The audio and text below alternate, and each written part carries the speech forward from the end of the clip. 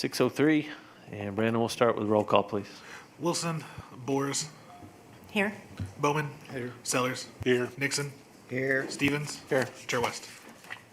Here.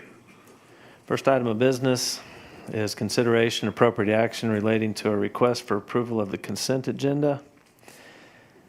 All matters listed under consent are considered by the commission to be routine and will be enacted in one motion. Any commissioner may, however, remove an item from the consent agenda by request.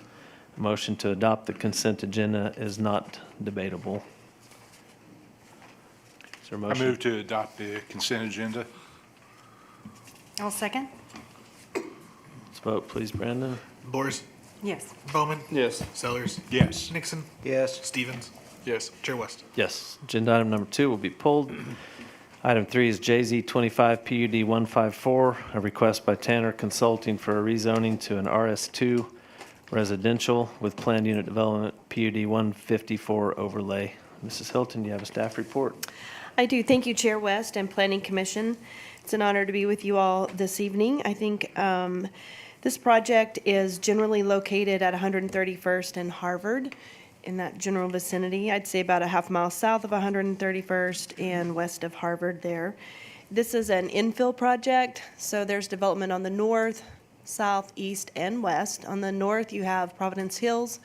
On the east, you have Torrey Lakes, you have Pecan Creek, and Snow Tree. So it's about 38 acres,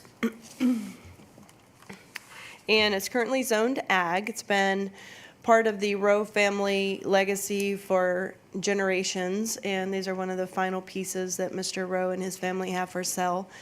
The property has been farmed for generations, and they are looking to take their farming to a different part of the state.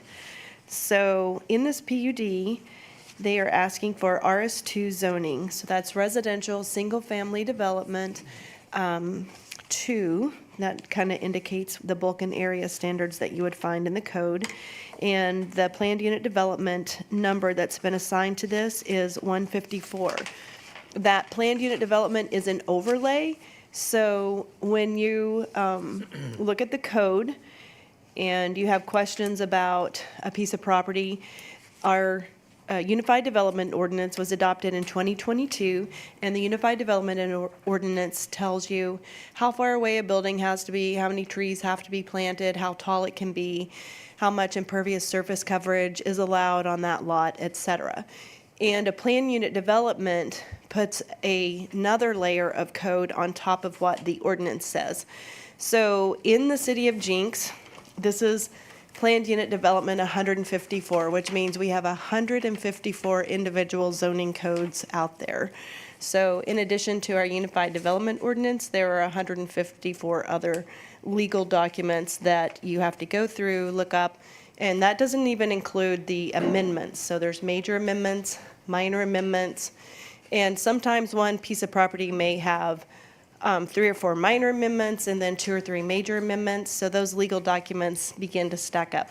So as we go through this process, I'll try to keep you all posted on things that I see that are deviations from the code. So on page 18 of 111, it says, in our code, it says the lot area is 8,000 square feet for an RS2, and they're asking for 7,100.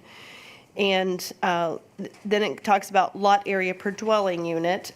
And if they simply went by that, they could have put in up to 209 units, but they're asking for 132 lots.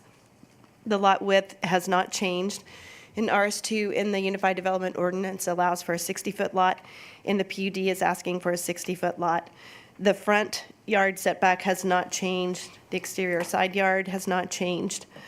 The interior side yard is 5 and 5, I believe. For some reason, that doesn't look right. The rear yard is 20, the height 35, didn't really change. We have talked to each one of our developers as they come in. When we updated the Unified Development Ordinance, we did not have an impervious surface coverage area at that time. We had livability space or livability, and basically, we're saying if you have a 1,000 square foot lot, you can only cover 45% of your lot with hard impermeable surface. And they're saying we would like to be able to cover 69%. So I'm okay with that.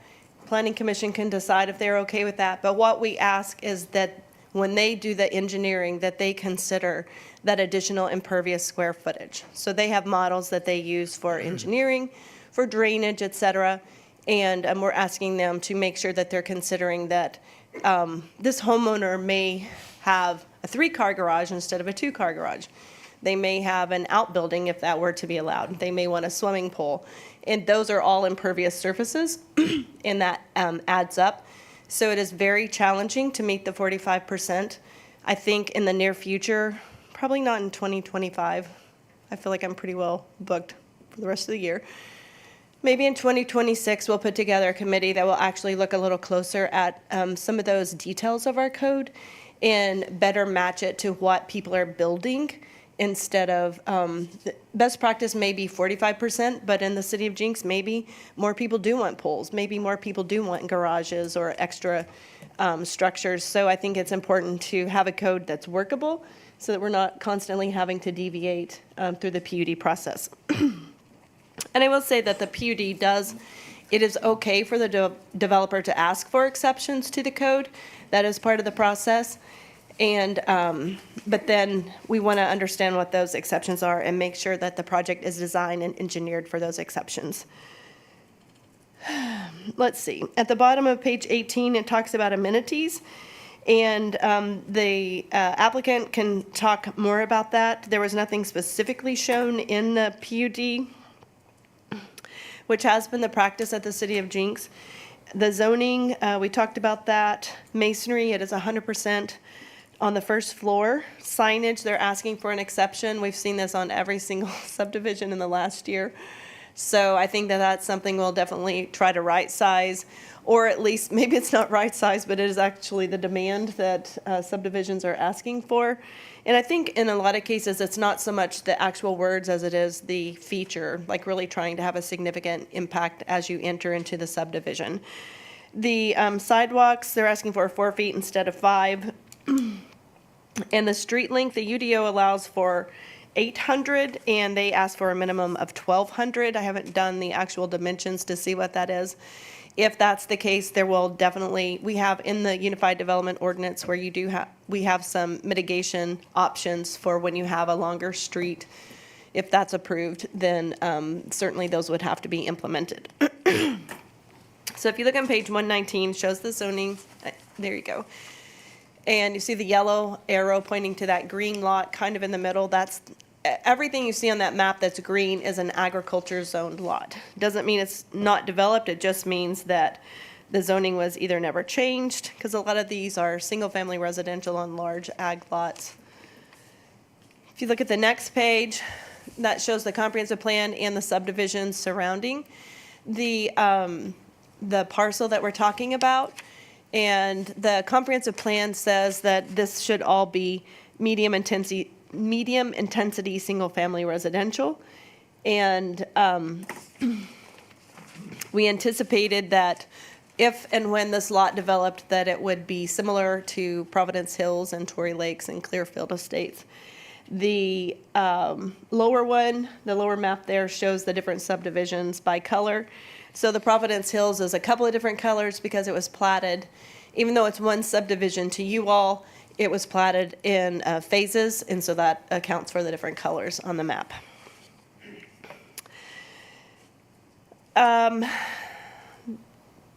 Page 21 starts with the evaluation and enforcement of the code. I haven't really done this too much in the past, but I did add some language.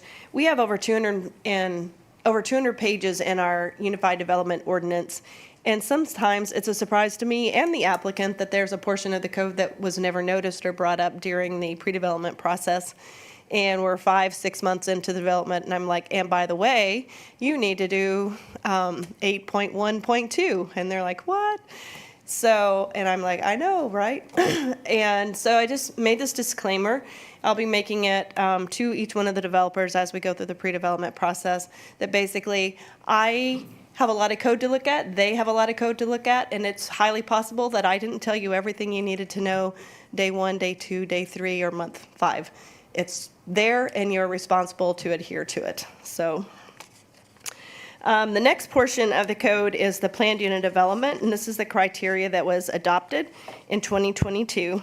And then on page 25 is the actual planned unit development. This was put together by Tanner Consultant. They have a representative here this evening to answer your questions if I cannot answer them.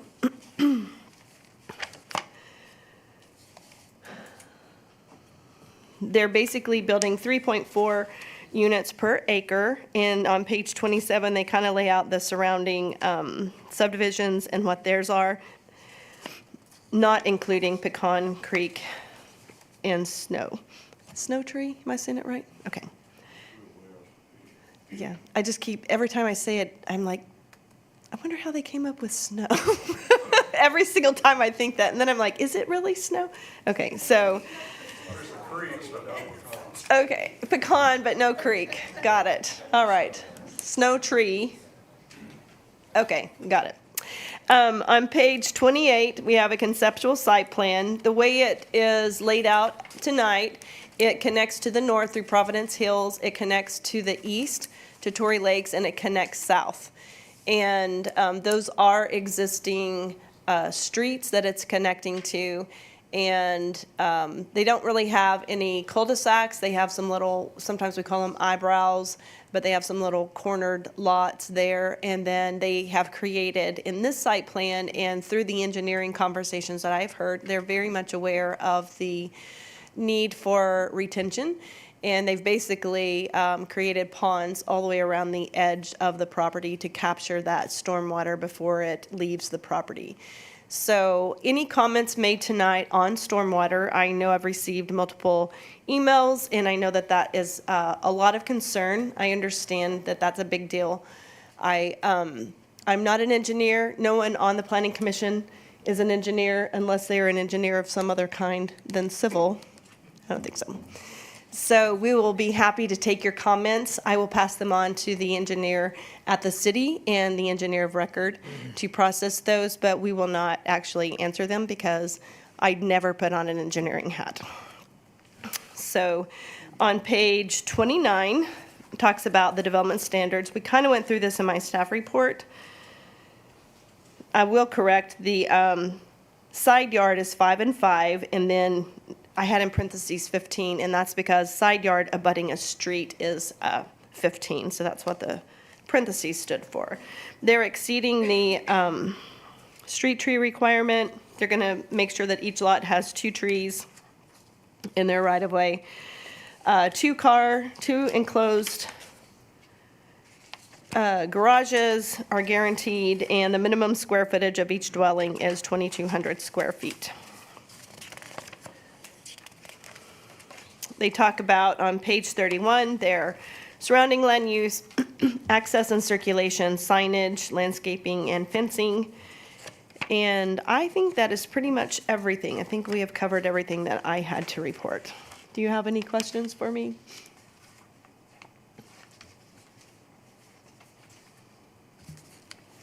Any questions for Ms. Hilton? That's a big jump in the impervious surfaces from 45 to 69, so is there any, 24%. yeah, is there any basis for that from the developer in the notes or anything? That's a big change. I think we've been approving pretty much across the board at least 65%. You can ask them specifically if they had something in mind. I think they'll be able to answer it. They usually try to look at what they anticipate their client. They think about the size of homes they build, so they know their customers. They think about the amenities that their customers will want on their lots and in their subdivision. And my guess is that they base that number on what they expect from their future home buyers. So I will leave that to the applicant to answer in more detail. That was my Okay, guess. Thank you.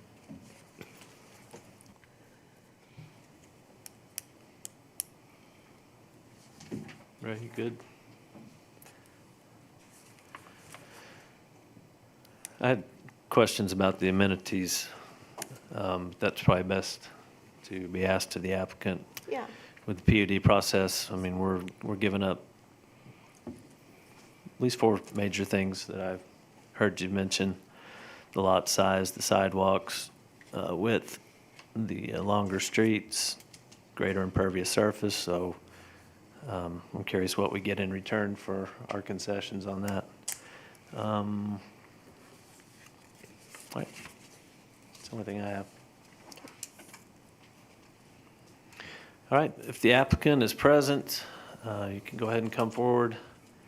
You can give us your name and address, please, sir, and tell us what you want us to hear.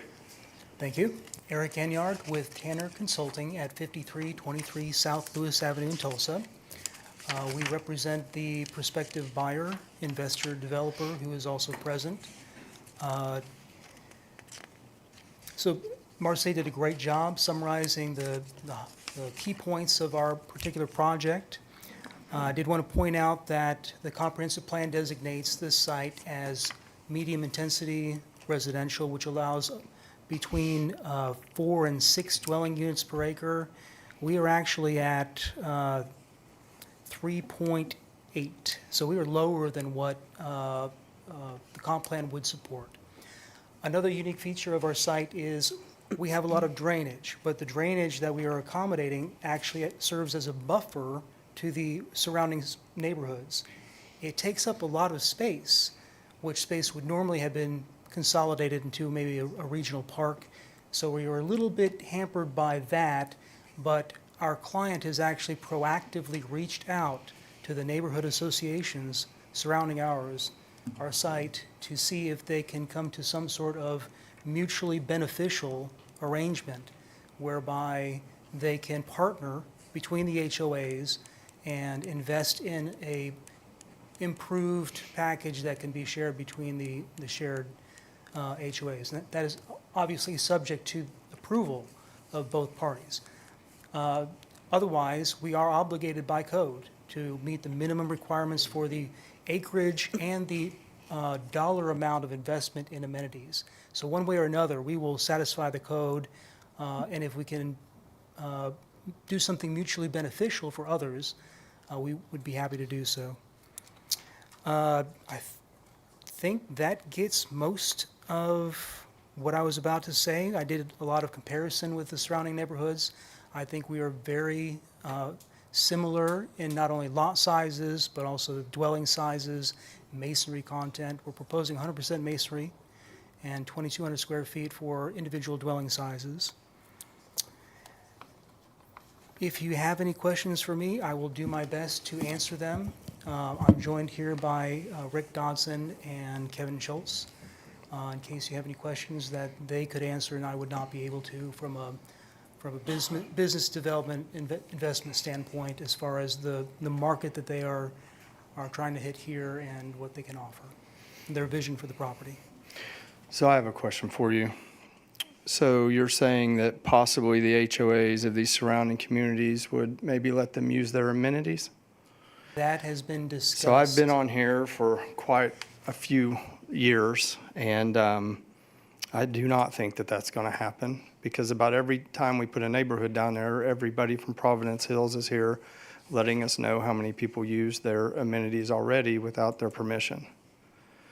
So I'll be honest, with a piece of property like this that has no amenities, I probably will not be for it, just for the fact that I would want to see amenities in a neighborhood. We're running out of land in Jenks, and I don't want to see as many homes as we can go into a neighborhood without having amenities, because I could be wrong, but I have a hard time believing that the surrounding communities are going to be like, yeah, bring all your people to our pool.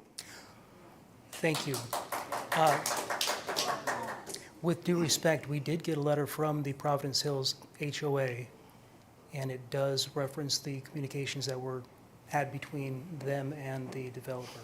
But I've also been on here long enough to know that I want to see something in place before we approve everything, because it's real easy to approve it. It gets past us, and then nothing ever happens. Yes, sir. And I guarantee you, we have to follow code. If that does not work out, we have to follow code. And I as far still, as- I'll be honest with you, I still will probably be a no, because of the fact that I've seen lots of stuff happen that comes through this planning commission that gets said that they're going to do it, and it never ends up happening. So I may change my mind, obviously, with what we hear and the people that are here tonight, but seeing a neighborhood that's got straight roads that can go 40 miles an hour down them and stuff like that, and putting as many homes as we can in, and then you have, I'm sorry, I'm getting older, I guess, these 4 lots down here at the end that have a very narrow entrance into their property. I guess those are my concerns. For them to be able to use amenities from another neighborhood, I'd really like to see how that would happen. Thank you. I you just tell- have commentary about the amenities, just to throw out there. If they're sharing amenities with somewhere else, if that did get approved, how would that meet code? Like, the code would still have to have just something to, I'm not sure how that works. I can't see how that would meet code.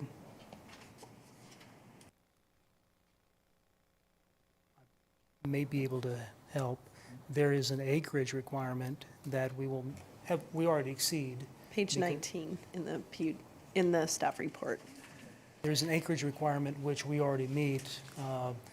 Exclusive of drainage, we will meet all the acreage, but there's actually a monetary value, minimum monetary value based on the number of people anticipated to be residents of the subdivision, and that is what would be potentially, if agreed upon, donated to an adjacent HOA, which agrees with our HOA to join in the upgrading of their facilities and mutual use and benefit.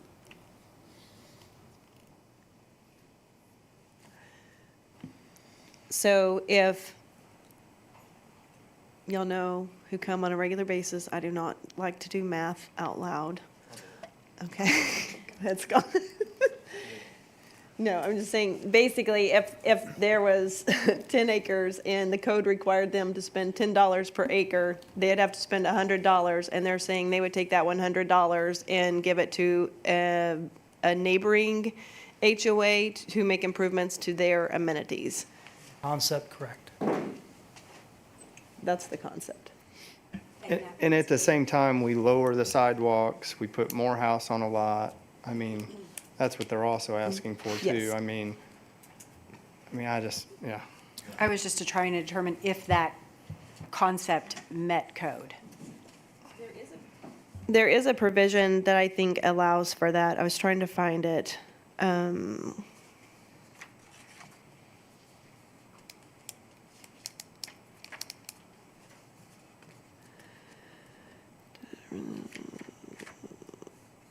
While we're looking that up, there was another question from another commissioner about the impervious surface, and I can explain that.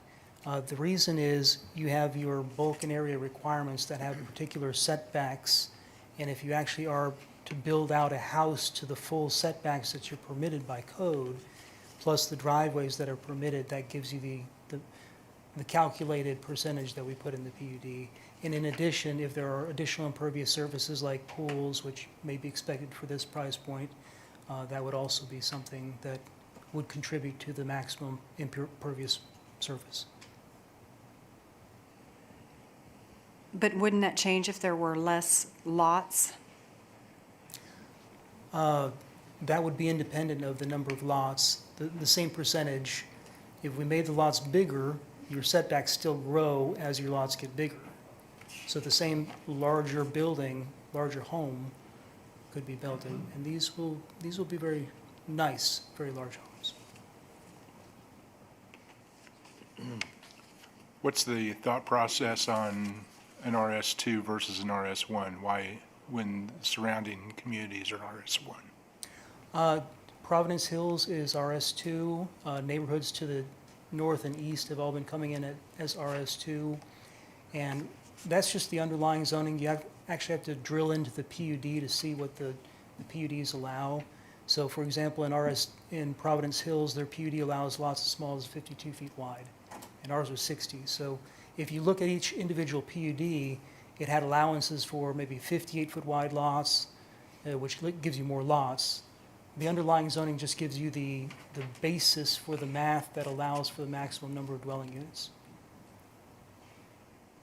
And ours is consistent with Torrey Lakes, Providence Hills, Clearfield Estates. So there are no RS1s around there? To the south and west, the older ones that were built decades ago, yes. Okay. If you look And on so- page 19, Yeah. it shows that Snow Tree and Pecan Creek are RS1, and Torrey Lakes is RS1, but Torrey Lakes was not built to RS1 standards. It was built to RS2 and maybe even RS3 standards, as are a lot of the other ones. They're closer to RS2 and RS3, even though they may have a different underlying zoning. It was more common in the past because the code, when I first got here, RS3, if you went through a PUD process, you could do townhomes and some other things in an RS3. So they would never, ever, ever put RS3 on a lot, even though they were absolutely building to an RS3 standard. So they'd call it RS2, but build it to an RS3 because nobody wanted townhomes. So we just did away with any of that kind of option in an RS3 and made it more. When we updated the code in 2022, we made it so that what has actually been built is reflected in the code versus what it says. So you look at a zoning map and it says RS1, RS2, but if you look at the actual lot sizes and lot area per dwelling unit, they're more RS2 and RS3. Okay. We never built, our underlying zoning never matched the actual zoning. Gotcha. Thanks for the history lesson.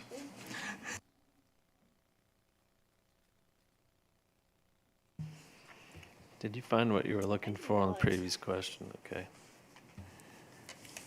I did not find, it's not in the PUD language. It's probably in the subdivision regs, if it's there.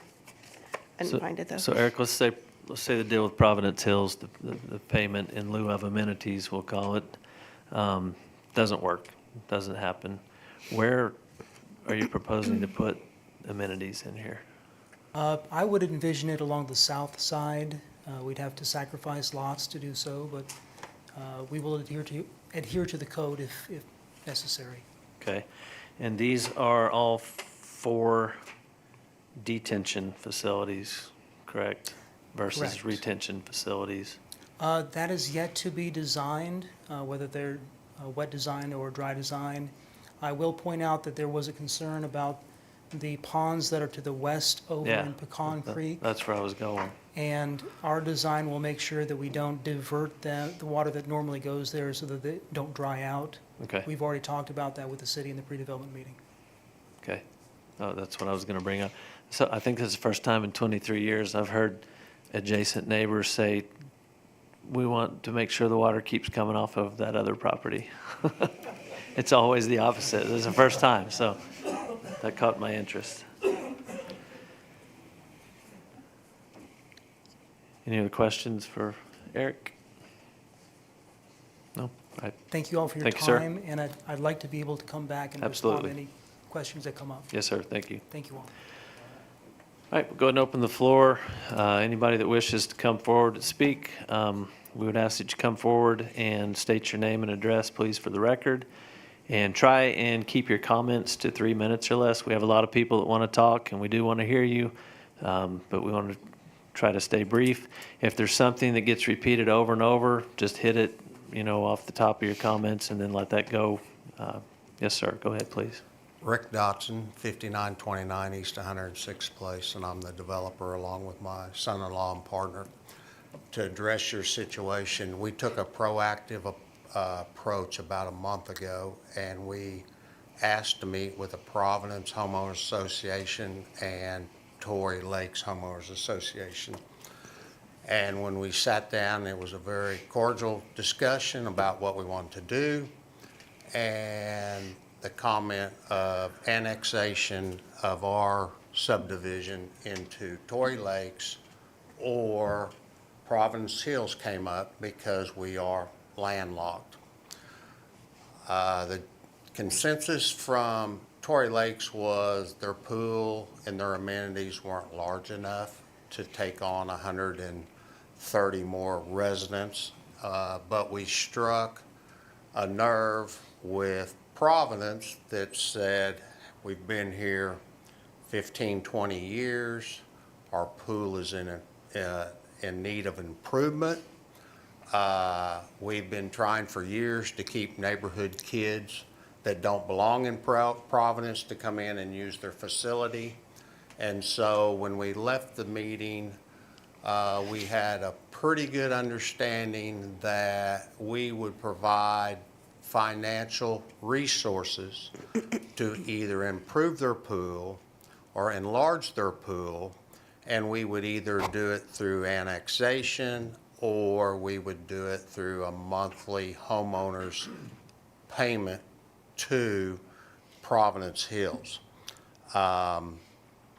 And we will proceed in that direction, which may be the first ever in the city of Jenks.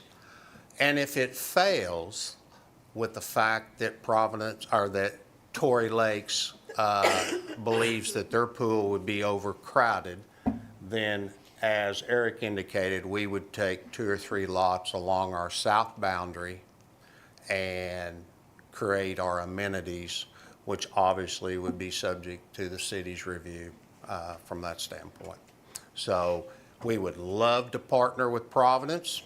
They have a beautiful facility that is in need of some repair and enlargement, and we are the ones that can provide financial assistance in that. And if it doesn't work out, we'll do our own thing, and we'll give up a few lots to do that. So maybe that'll clarify a discussion that you all, weren't not alerted to. Any questions? All right. Thank you. Thank you. Thanks, Rick.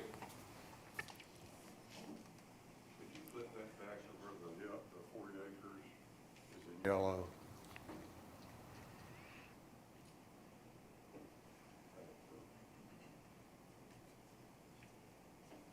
I'm at Snow Tree subdivision, which is south, right here. And what they're not showing is our latest brochure that was sent out is right here where our road goes to this way. They've got a road coming in right here. This is all high ground. Hey, off sir. there. Sir, You're blocking it from. yeah, can you, Thank you. yeah, can you talk into a microphone, please? This is being recorded and, So I want to show you, this is where I'm talking about, the Snow Tree subdivision right here. We're south of the land is going to be developed. Approximately the southwest corner, yeah, you can see where the road comes in from the south, goes north and then goes back west. They're proposing to put a road there. As it is now, they can only come in from the east. Then they're gonna cross and go south, hook it in, and go through subdivisions, and it's impossible. That is high ground. The land to the east, when it was built as high ground, has caused some drainage problems down in our Snow Tree subdivision. So we started off with, I don't know your RS1 and 2, but it was originally $500,000 homes that were gonna come in. And since they've had to do things to block the water and everything, they're gonna cut a notch and join our road, which will be more drainage. And instead of building fewer houses, they've made the lot size smaller so they can keep the number of houses built. That's about all I have to say is, thank you. Could we get your name and address, sir? oh yeah, Jet, Jet, Gill, Gill, 2489 East, 138th Place South. in Thank you, sir. Bixby. Yeah. Thank you.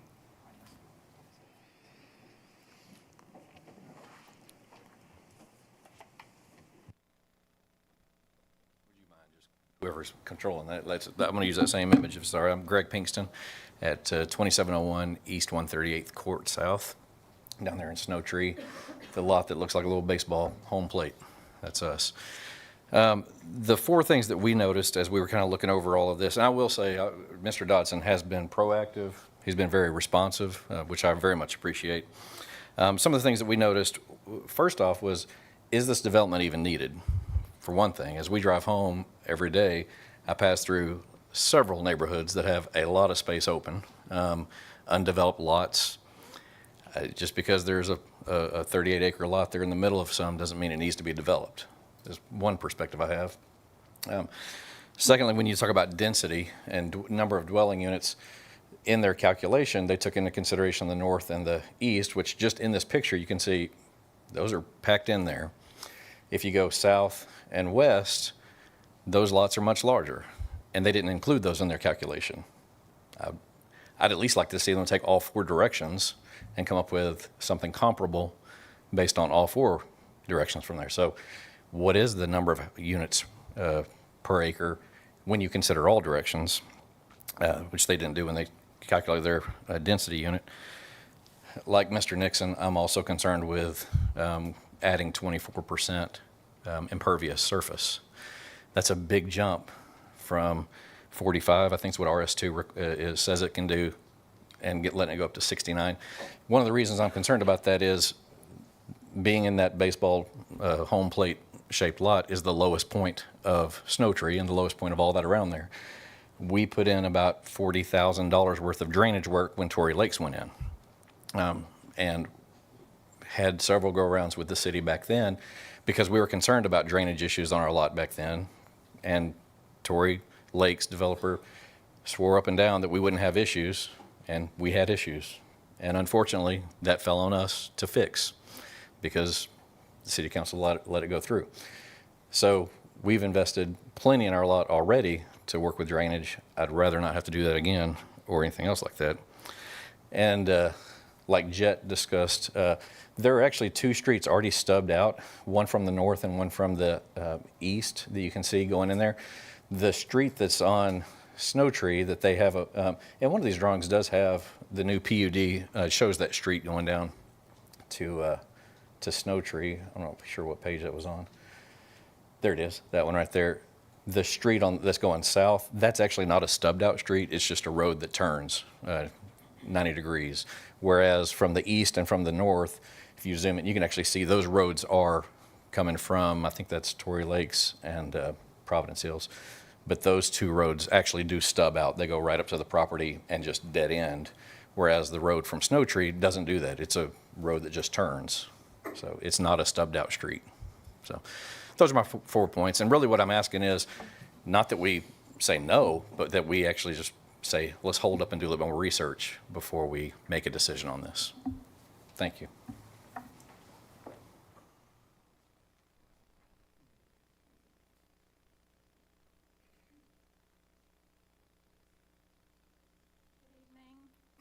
My name's Cindy Ridgway. My husband Roger and I live in Pecan Creek at 13715 South 19th Court. And just to add on to what some of the other residents have said, the property is actually bordered on two sides by developments that have half-acre to acre lots, okay? I think it was misspoken earlier that said Pecan Creek was the only one that had the larger lots, but Snow Tree and Pecan Creek both have the larger lots. Also, I looked at the county assessor records for the property on the east, Tory Lakes, and the property on the north, Providence Hills that border. And all of those lots, I think, except with one exception, are 8,400 square feet or larger, 8,400 to 10,000 square feet. So it's concerning that they're looking at 7,100 square foot lots. Nobody around there has a lot that small. And our concern is that we've lived there 15 years. My neighbor across the street's lived there 26 years. We've spent a lot of money improving our lots and our properties.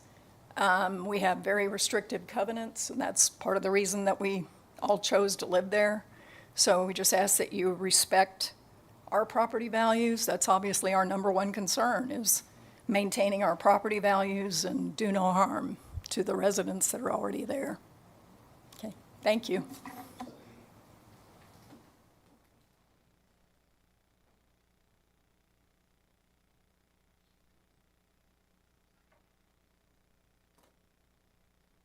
Hi, Denise Roddy, 13605 South 18th Place, Pecan Creek. I'm a 29-year resident of Jenks as a homeowner. I lived in Oakwood 2 before I built my home in 2000 in Pecan Creek. The 18th house to be built out there. I back up also on the west to this property line. I will echo the man from Snow Tree. He did amazing work, watched all the work. I know he spent at least $40,000. Whenever Torrey Pines went in, I also, because where that water comes in, well, mine is kind of the high point of Pecan Creek, which is still much lower than behind us. I had trees that were getting ready to be like mature trees collapsing because of the water rushing down. I had to build a little dam to kind of hold that water to divert it towards our pond. I'll have a creek running this high behind my house when we have heavy rains. So RS1, yes. RS2, with this kind of small lots, no. We can't support it out there. We don't have the roads, we don't have the infrastructure, we don't have the drainage, we don't have any of those things that would support putting that many houses behind our properties. Thank you.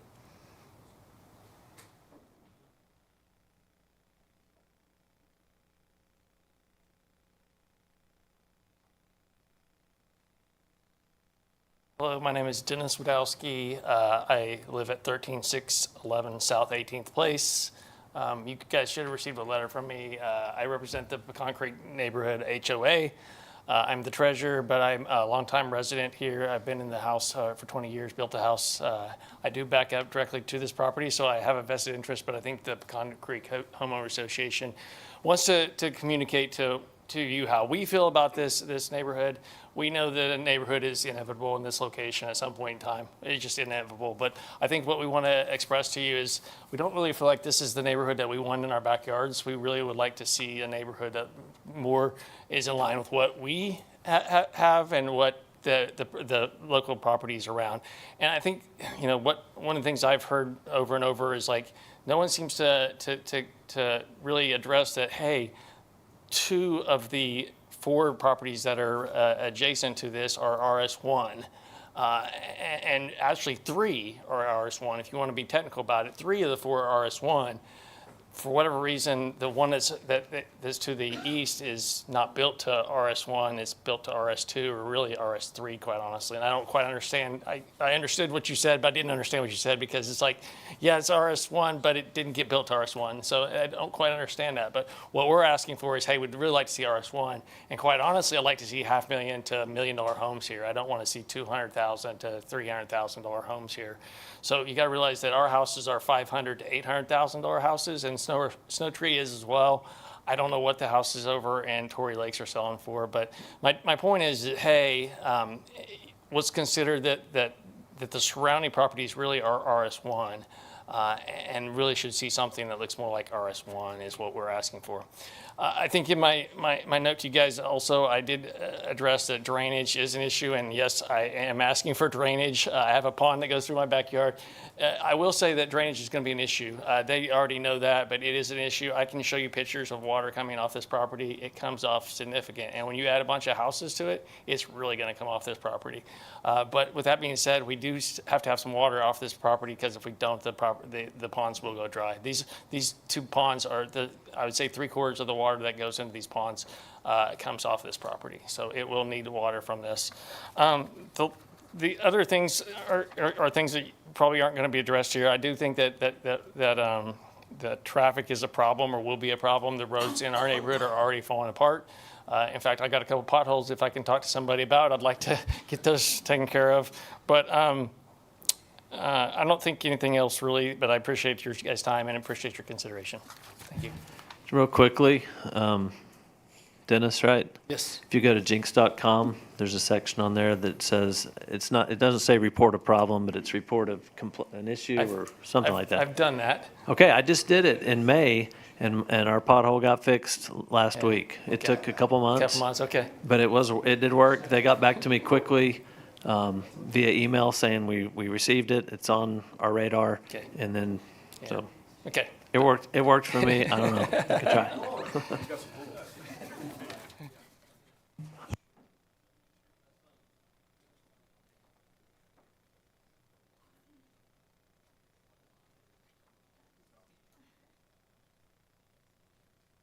Matt Clegg. I live 13507 South 20th Street in Bixby. Live right at the top of that map there.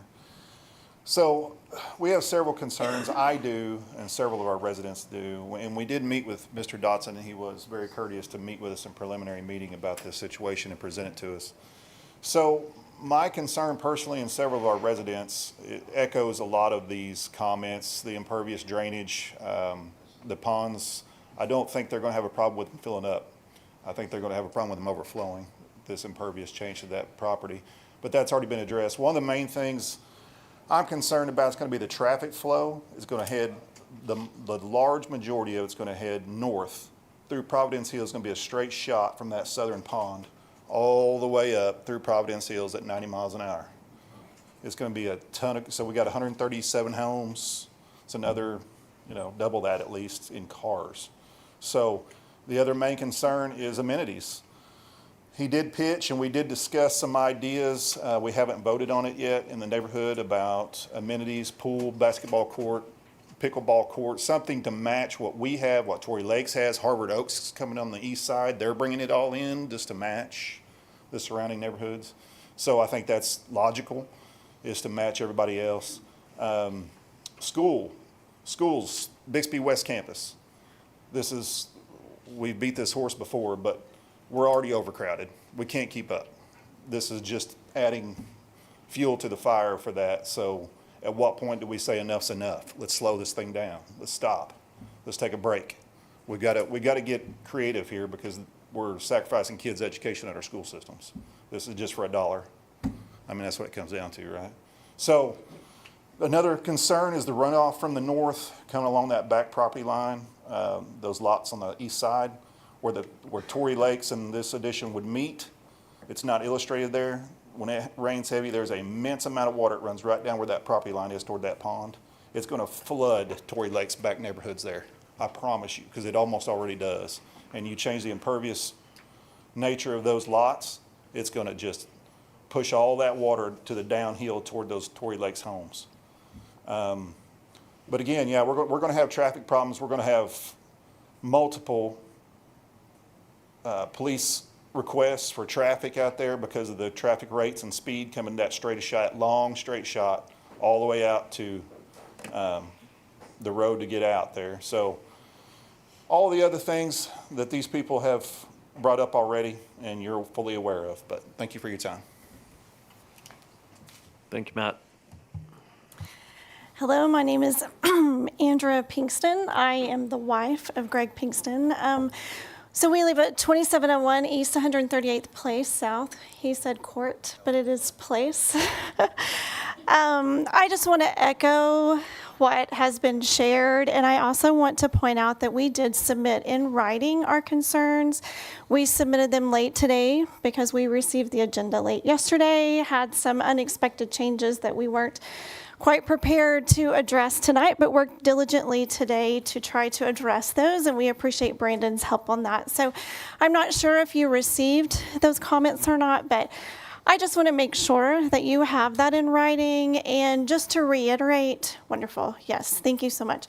Just to reiterate what the residents of Pecan Creek have stated about traffic, and those also with Providence Hills, with the street that exits onto our street, there are 3 bridges in Pecan Creek that all of that traffic will have to flow across. And so those bridges are continually require maintenance, and we've seen that recently. To think about the prospect of potentially hundreds of cars, if you average 2 cars per home, which I think is probably a good approximation. We're talking about potentially hundreds of cars going across those bridges. And I don't know HOA if you might agree with that, but I just want to make sure that the Planning Commission is aware of all of these concerns. We've detailed them more in the information that I provided today and just ask for you to strongly consider tabling this until we can address and mitigate these concerns. Thank you for your time.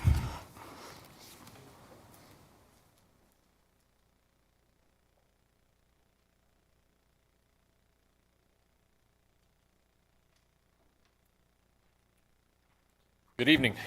My name is Kyle Johnson. I live at 2076 East 136th Street. I submitted my comments to you all this morning as well, so you have a full copy of them. In the interest of brevity, I'll give you the highlights because much of what I have to say has been hit on. I do have the privilege of serving as the president of the Tory Lakes Property Owners Association. We have 140 houses, as has been said, just to the east of the property here.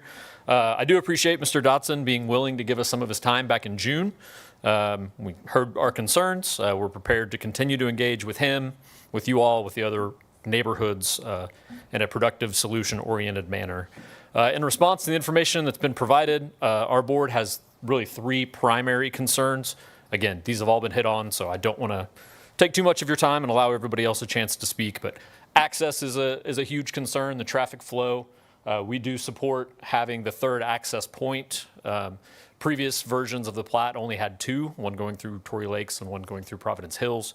The 3rd will at least ensure a more efficient flow of traffic instead of the 280 potential cars going through 2 points, at least going through 3 points will offset that a little bit. We are concerned about construction vehicles and the wear and tear that those can cause. The access point to the back of Tory Lakes is 137th Street. I've spoken to a lot of the residents in that area who purchased homes in the back of the neighborhood because it would be quieter, because it would be a more low traffic area. That would certainly be disruptive to them. Many of them have families and small children, and that was a big concern for some of our residents. The lack of amenities, I do appreciate that this is still preliminary and that the developer seems willing to add amenities if necessary. We presented this issue to Mr. Dotson back in June at our meeting. No additions were made on the plat that we see here today. I do believe this will encourage his residents to seek out use of our amenities in the neighborhoods. Don't want to be bad neighbors. We certainly want to be welcoming, but those things do take time, money to upkeep, maintain, insure. So that costs our associations money. We just have to be mindful of that. I understand he has some interest in partnering with Providence Hills. I don't want to inject myself into their conversations, but I will say that the present plat, the lack of amenities, even with such an arrangement, I don't feel like is sufficient. Just adding 140 homes and slightly enlarging amenities that are already there, I don't believe will help either neighborhood out, and I also don't believe it'll match the proposed price points that he has put out. If somebody's going to buy a $500,000 home here, but they have to go 1.5 miles down the road and around a corner to reach amenities, I don't think that's going to match. And then lot size and dwelling, much of that's been hit on. We want to make sure that the houses, the lot sizes, and the amenities match those in the surrounding areas, as many people have said before. So thank you all for your time. I appreciate your consideration. Have a great evening. Thanks, Kyle. Hey guys, I'm gonna give you guys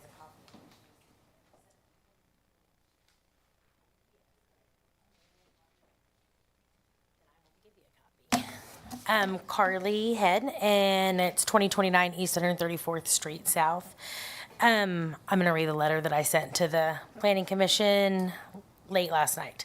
It says, on behalf of Providence Hills Homeowners Association, I'm writing in regards to the proposed development submitted by Mr. Dotson. We appreciate the opportunity to provide feedback and offer some perspective as a neighboring community. Recently, myself and the HOA vice president and another board member and the advisor to the board, Ed Phillips, had held an informal meeting with Mr. Dotson and his team to discuss the potential opportunities that could mutually benefit both his development and the Providence Hills neighborhood. We believe that there's room for collaboration that could lead to a positive outcome for all parties involved. But with that being said, we are currently awaiting recommendations from our legal counsel and our HOA property manager to move forward with any specific proposals that come out of that conversation that we had. We want to address a couple concerns, given the close proximity to the proposed development of Providence Hills, and especially to our neighboring amenities. We believe it's essential that substantial and clearly defined amenities be incorporated into the proposed plans. As it stands, the lack of details regarding any amenities in the current submission is a serious concern. We ask that this issue be addressed with the same attention and care that the other elements of the plans received. Additionally, we did notice and appreciate the inclusion of the third access point into the development. Since this proposed neighborhood is essentially landlocked, having 3 access points is a smart move. It helps avoid traffic backups and keeps cars from piling up into 1 or 2 neighboring communities, and gives emergency services more than one way to get in and out. It also makes everyday life easier for residents, visitors, and even delivery drivers too, because traffic moves more smoothly. We hope to maintain a cooperative and constructive relationship with Mr. Dodson and his team as the development moves forwards, and our goal is to ensure that any new neighborhood complements and enhances the character and quality of the existing communities nearby. And that's all that I need to say. Thank you. Thank you, Carla. Thanks.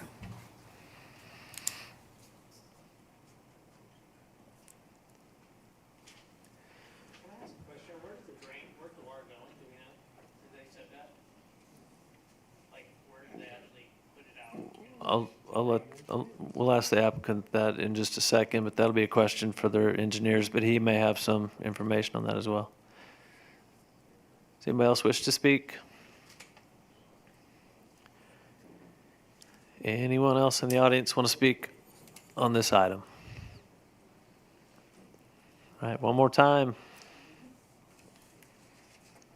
Okay, we'll go ahead and close the floor. If the applicant wishes to come back up and address some of the concerns that you heard, we'd appreciate that. Thank you all again for your time, and thank you to all those who came here to speak up and express their concerns. I am familiar with this because we do this all the time. We are familiar with concerns for traffic, concerns for the ability of the infrastructure to handle. We do comply with the comprehensive plan. We work closely with the city. We understand what they expect. We understand what the codes require. We understand what mitigates those types of concerns as we go through the development review process. A number of issues focused on the lot sizes. The lot sizes we plan are actually 60 feet by about 135, which gets you 8,100 square feet. We can do 8,000 easily, and that takes into account the lots that are around the cul-de-sac knuckles. So we can increase that to 8,000, no problem. And if we are not successful in negotiating a mutually beneficial agreement with an HOA, we would take 2 lots and make sure that we have a pool and a park that is for our residents only in that case. If you have any other questions for me, if there are any issues that I did not address, I'd be happy to do what I can. Well, what kind of consideration to compensate the neighborhoods for the additional street traffic passing through theirs to get to this landlocked neighborhood? Yes, our site does have 2 stub streets that were intended and planned to allow for through access. In fact, our engineering firm did the Providence Hills development to the north, and the street to the south was designed to come up in a butt and give frontage to our lot. And the more points of access that you have, the more evenly distributed traffic will be. I expect that there will be a number of people who live to the south who would actually want to go through north. Providence Hills has a collector street to the north of our development that is designed to accommodate higher traffic volumes. So to reiterate, the 3 points of access improves accessibility, improves public safety, improves convenience for the people who live there, want to get to their neighbors in the next neighborhood over, utility providers, delivery providers. So from a planning standpoint, the more points of access, the better connection, the better connectivity, the better access for all involved. Marseille, do we know if the, I guess it's Pecan Creek, or are there any of the neighborhoods surrounding that are privately owned streets, or are they all are public? All three neighborhoods? Three neighborhoods? Okay. Four, sorry. Well, okay, well, that makes a difference to me as far as the usage of the street and future maintenance. Okay. I have a question about your contingency plan if the shared facilities idea doesn't work. Yes, And I sir. agree with Chairman West, it doesn't work. But what's the backup plan? Which lots are you saying would be, quote, sacrificed for amenities if there's not shared facilities on that map? I would expect them to be along the south side where it already butts up against the very large buffer areas that we are providing these neighborhoods. But Okay. it is conceptual, and we would need to plan that carefully. What will you do if those lots sell first and there's not open lots on that end of the Oh, subdivision? we would know that before we even get approval from the city to subdivide the property. So we'll know pretty quickly if there's an agreement to be had. If not, it goes directly into the very first iteration of our design. Okay. Before plating. And you would see that when the preliminary plat comes to you. Okay. Thank you. Thank you.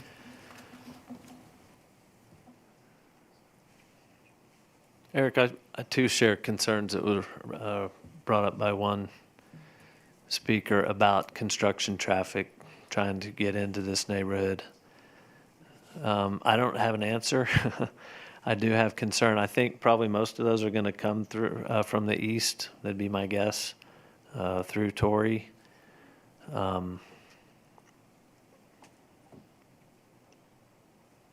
That's a ton of big trucks and construction workers on a daily basis for probably a year or two. Can you help me with that? Like I say, I don't have an answer. I just have a concern. I understand that. We are completely landlocked, surrounded by Right. existing subdivisions with 3 public streets that adjoin our property.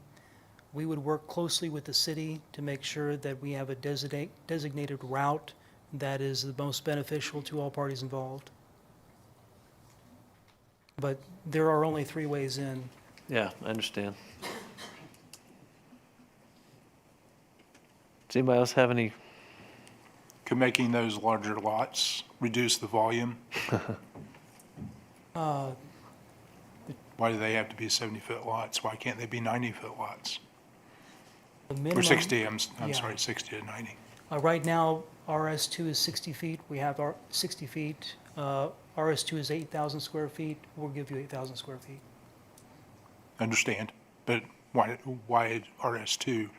If we're controlling the land use in that area, why wouldn't we want less traffic going through there by having larger lots? Because you can't make that many lots if you have an RS1. I can tell you that our density is lower than what the city's planned growth policy adopted document, the comprehensive plan designates 4 to 6 dwelling units. We're at 3.8. And the reason that we're at lower densities is because we're ringed with open space reserves that buffer those adjoining subdivisions. Really, to make the economics work today, anything that you see new, now we're not talking about these subdivisions built decades ago, we're talking about what's built today. It has to pencil out, and this is what people are able to make pencil out, and this is what the consumer wants. And still, even on the smaller lots, these homes are going to be very expensive, Sure. very, Yeah. right there, Costs if are not going high, up. more expensive than what's out there. Land costs will be up, everything. Yeah, I'd kind of reiterate what Eric said there. It harmonizes with the comp plan. I mean, it's hard for us to say you can't do it when our documents say that's where you're supposed to do it. So I appreciate that. And 2,200 is the minimum. My experience, it's always built substantially over the minimum.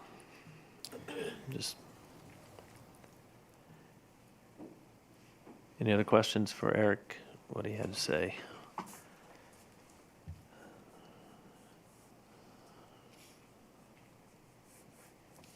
Okay.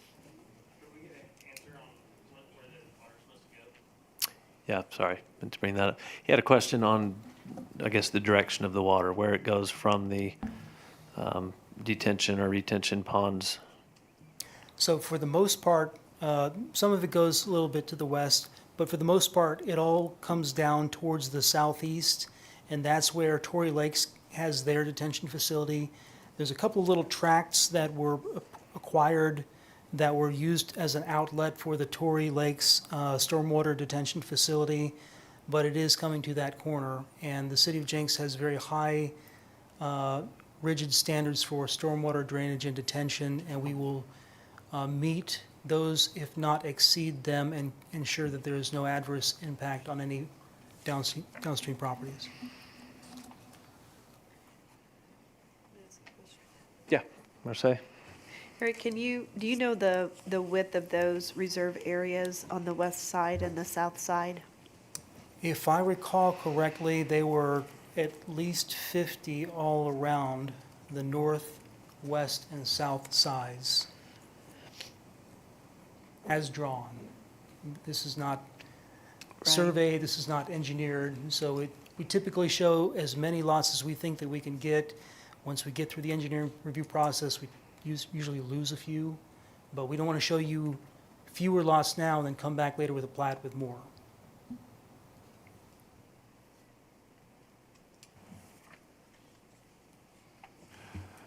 So as you're sitting there stating that drainage is going to the southeast, I look at the homeowners over in this area and the amount that they've already spent. If it causes additional issues to the current drainage that they're dealing with, is there something in place that you guys are willing to correct, to fix, I mean, if they have to spend an additional $40,000 in drainage, is that something that you guys are willing to take care of and that the properties don't have to deal with? We will look at this, model this in a comprehensive manner and work with the city. If there's something that is particular that we are able to accommodate and it doesn't change the overall design requirements, we will certainly work with the city and come to something that will work for all involved.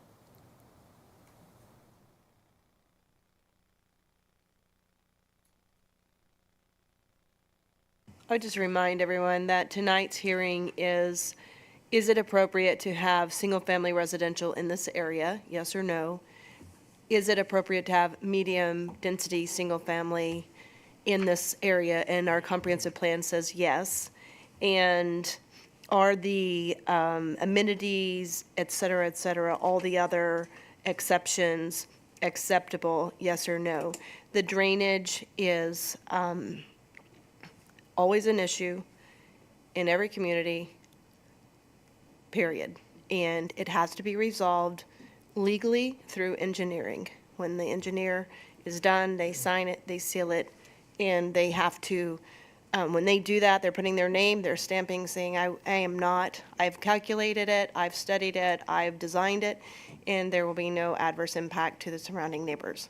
Sometimes things happen, land shifts, water happens, things happen, and then that's an exception. But the question before the Planning Commission, is this an appropriate area for single-family residential medium intensity at this dwelling unit per acre?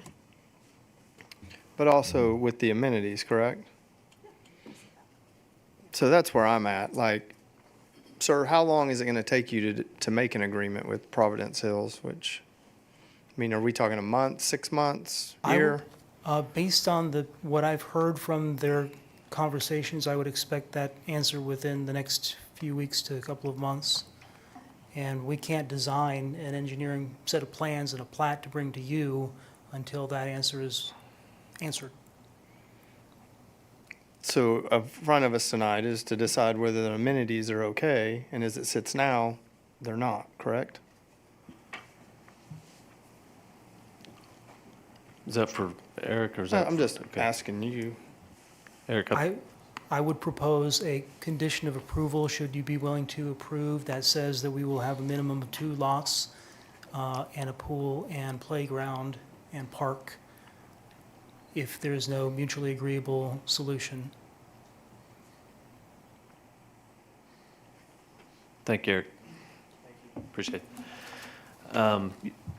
Yeah, Craig, to answer your question, I would go further than that and say that there is no mutual agreement for payment with Providence Hills, and they will sacrifice a couple of lots into a pool and playground. That's what we want to see. That's what's in the code. And that's, I like that they've agreed to increase the lot size from 7,100 to 8,000 minimum. I would reiterate that this does comply with the comp plan. I agree too, but like, one thing that me and you've been on here the longest that we've always dreaded is, you realize that road is 3/4 of a mile long? Straight shot. I drive 7/10 of a mile from Elm Street into my neighborhood, straight back 116th, yeah. And there's no way to change it, obviously, because Providence Hills is straight. But that's also a concern, but you can't do anything now. I think that's mine too. I just think we're taking that straight shot and making it even longer of a, I guess we but could. I'm not sure what could be done. I'm just saying Some we're. really nice speed It's bumps. it's already there, and then we're just extending it. So I honestly don't really like it in Providence Hills either, but then we're extending it.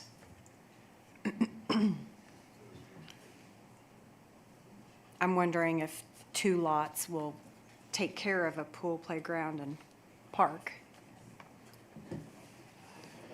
Is there a,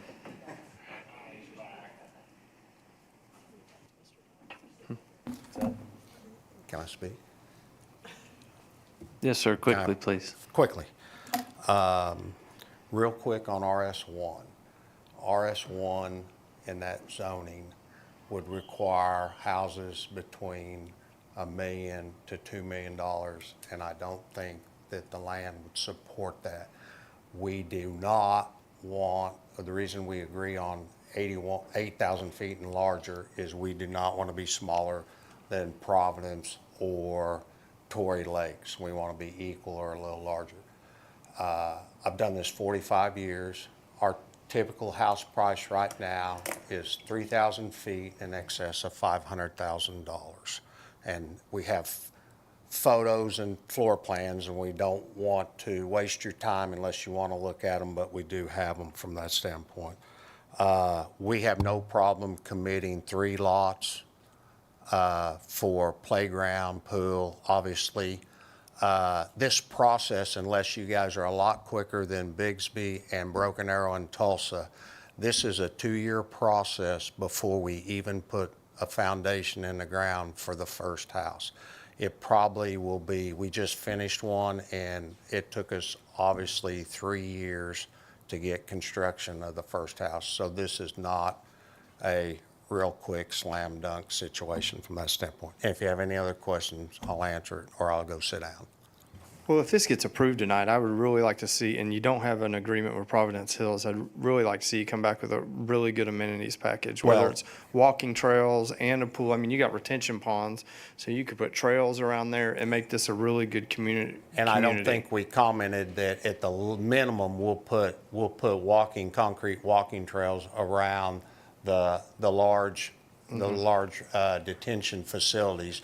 And if you want to move forward with the fact that we just will allocate 3 lots for amenities, we will do that, but I would like an asterisk that if I make a deal with Providence, that we could retain those lots from that standpoint. Thank you.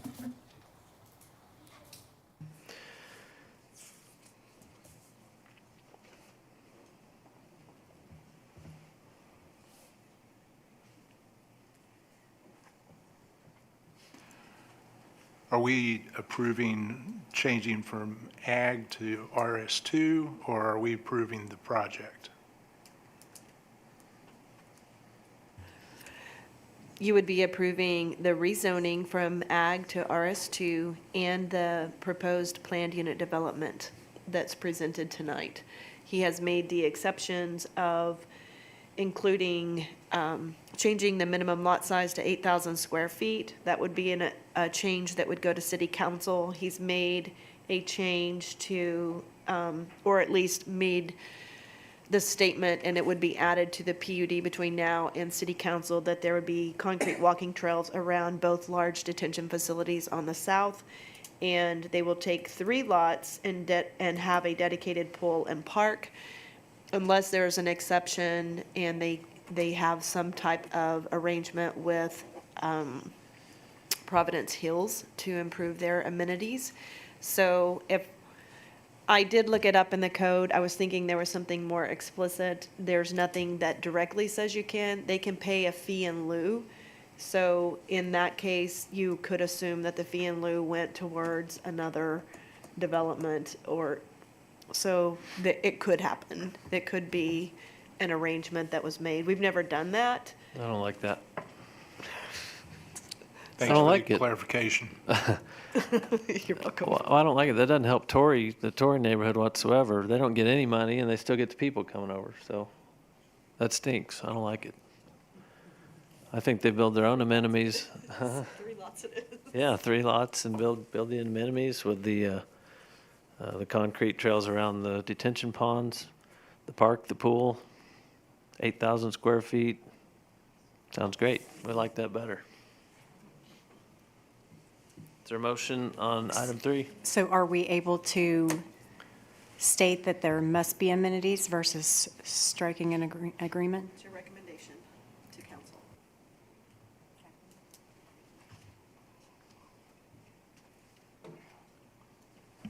Well, I would make a motion to approve with the increase to 8,000 square feet, required, I'm sorry. Let me go back. PUD 154, wait, JZ, let me put my glasses on. JZ 25, PUD 154 with increase to 8,000 square feet, required amenities of a walking trail, pool, and playground. Let me get back to my notes.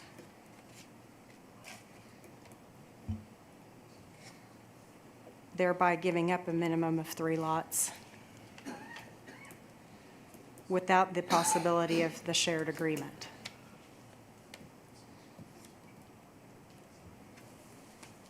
That's my motion. I'd second that motion. Brandon, we have a motion and a second on agenda item 3. Let's vote, please. Boers, Yes. Bowman, Yes. Sellers, Yes. Nixon, No. Stevens, Yes. Chair West. Yes. At this point, we will take a 5-minute recess as potentially the room clears a little bit, and we'll reconvene at 7:30. I'm leaving. I'm leaving.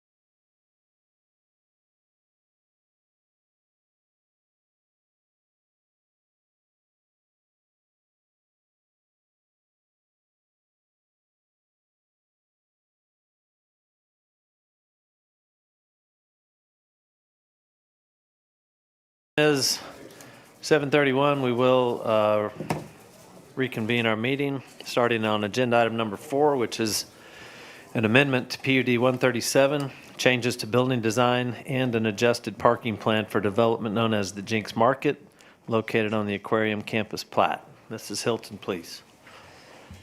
Thank you, Chair West and Planning Commission. This item has been known by a couple of different names. We'll call it the food hall this evening. The property is located north of the aquarium on the Aquarium campus, and it is east of Aquarium Drive. The applicant is present.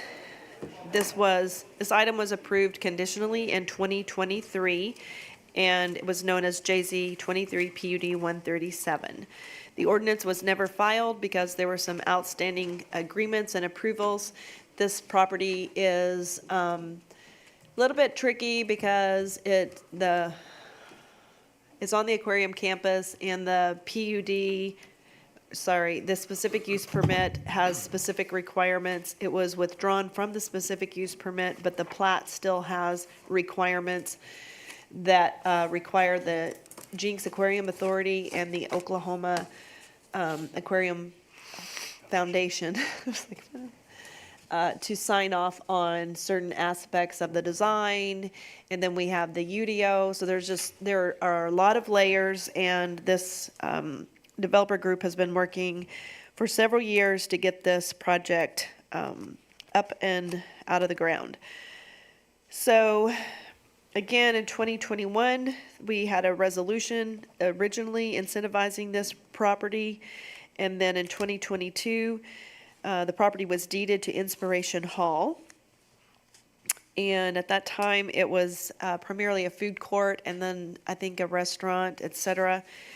So I won't go into all the other iterations of it, but the project before you this evening, which I don't know that you've had time to fully vet it or look at it, is a one-story food hall, which would be a concept similar to Mother Road Market if you've ever been to the Tulsa entity. So they have a commercial kitchen, and then they have concept kitchens around a big hall, has designed outdoor seating, etc. So the intended uses are eating and drinking, and then I should have probably added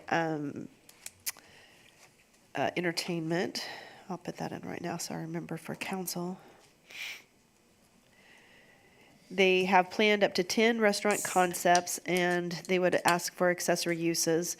The zoning is currently Riverfront Tourist Commercial. There is, like I said, a conditionally approved PUD 137. If you keep looking, I think we can go to page 41 of the staff report. The first map up at the top shows a large pink swath, kind of looks like an axe or maybe a hammer. No, more of an axe. And the RTC, sorry, I'm getting tired. The RTC zoning is all of that hot pink or dark pink. And there's a little tiny, if you were able to zoom in, kind of in the middle over by the Green River area is where this lot is located. The comprehensive plan at the bottom shows it in red for regional commercial.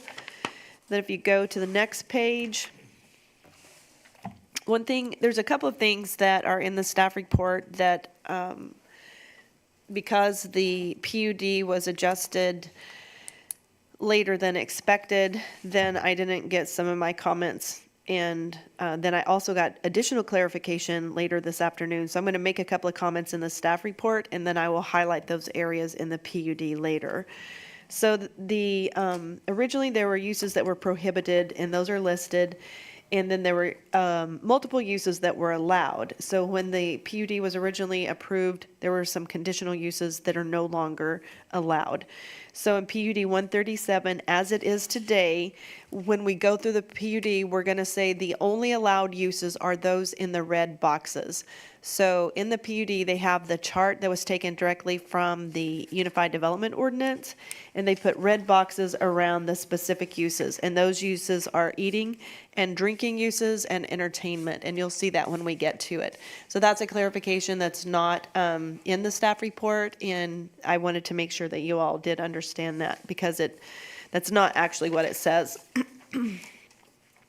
Another area that I talked about in the staff report, the concept that they provided for the signage shows I don't think that's the name of it. The architect may be able to use the correct name. We don't really allow for that type of signage. I was going to say marquee sign, but I don't think that's exactly right. Anyway, you'll see it later. If you approve it tonight, then you're saying that on that entry feature and lower than the actual roof line of the actual structure, that you're good with having letters that sit on top of the roof there. So I'll point that out to you later, but approving the PUD would say that you're fine with that. If you keep going, I have the location map that was part of the PUD on page 6 of 12 or 44. And then there are just some street views from aerial. You have a map, an aerial photo of that area. On the aerial photo, Brandon, could you zoom in just a little bit, please? This is a pretty good shot of the campus itself. There's the additional parking that was built a few years ago, and I think there's about 500 spaces there now. We used to have about, I think it was 300, and we added another 200 plus spaces. If you look on page 46, it's that second paragraph that I will want to adjust when as this moves forward to City Council. And it says the PUD, it should say, if we're working directly with the document, the PUD document, this PUD allows for eating and drinking and entertainment uses. So I will amend that paragraph there. There were a lot of recommendations on page 11 of 12. Some of those have already been remedied by the architect and the owners, and I'm not going to go through all of them tonight, but just know that they are well aware that the UDO is the guiding document, and then any exceptions that they want from the UDO has to be in that PUD document, and they've done a really good job of trying to highlight and draw attention to what they're asking for, if there are exceptions. The primary ones, the kind of what led us to a PUD to begin with, was the site was never quite large enough to have on-site parking. You would have to have a much smaller footprint in order to get the number of spaces required in the Unified Development Ordinance.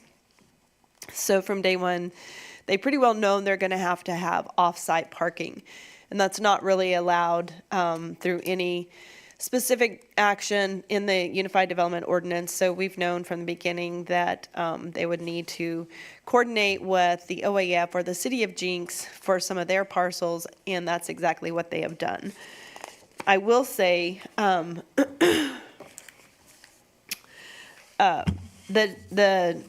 I have seen the template documents for all of those, so the Economic Development Agreement has been revised.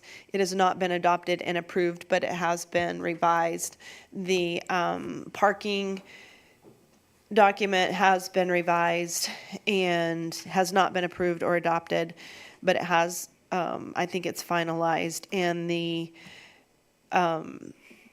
OAF and JAA, they do have members present and they can speak to their approval. I don't have in hand the document that's included in here, and I'll point it out to you in just a little bit, that needs to be signed off by the JAA and the OAF. Sorry, I feel like I'm starting to be very monotone. So on page 51, if you want to move a few more, this is a napkin sketch. I don't know if Judd or Yaz or Robbie did that. Looks amazing though. I can catch the vision. Then you have page 53. I think this was intended to show you the look and feel. So I call it their Pinterest board. Same thing on page 54. You see the signage, so I want you all to be familiar with that on page 54 specifically. I think that is probably more representative of what they're asking to do. There would be an adjacent structure that's taller than the entrance, and I believe that the signage is not taller than the adjacent structure. At least it doesn't look like it in the drawing. And then signs, they showed like the meadow gold signage. So these are neon signs on, I was going to say scaffolding. It's not really scaffolding, it's what it looks like. You guys, you architects are going to have to tell me what that signage is called. It's not in our code. I don't know what it's called. So page 56, they gave us the materials. So we have cast stone, tan brick, glazed brick, and iron. It went from the previous rendition was more of an iconic glass structure to, I think, probably more an industrial look with a lot of brick and iron. The page 57 is a little bit of a legal description.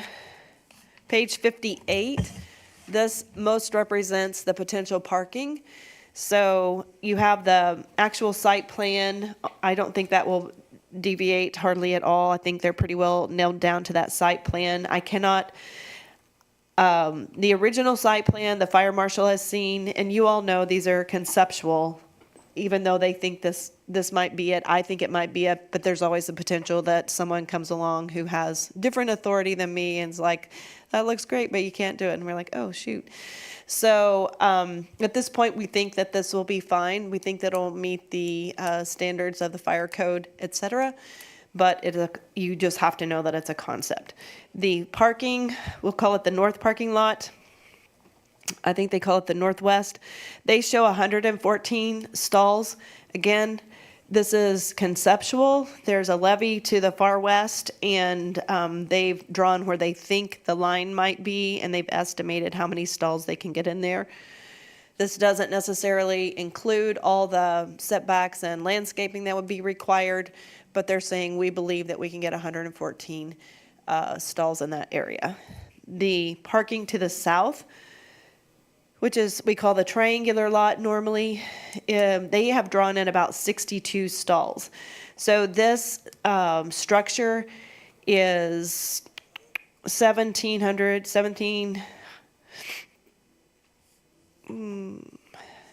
thought it was 184.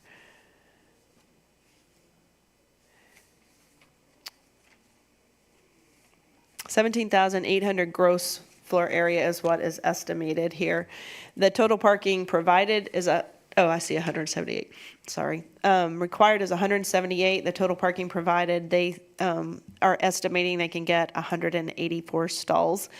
I can tell you, and we've talked about this internally, we've talked about it with the applicant. The applicant would build the northwest lot along with their project. What we're calling the southern lot, or the triangular piece, would not be required to be built immediately unless there are X number of stalls. So I'm going to pause right there and have a parking conversation.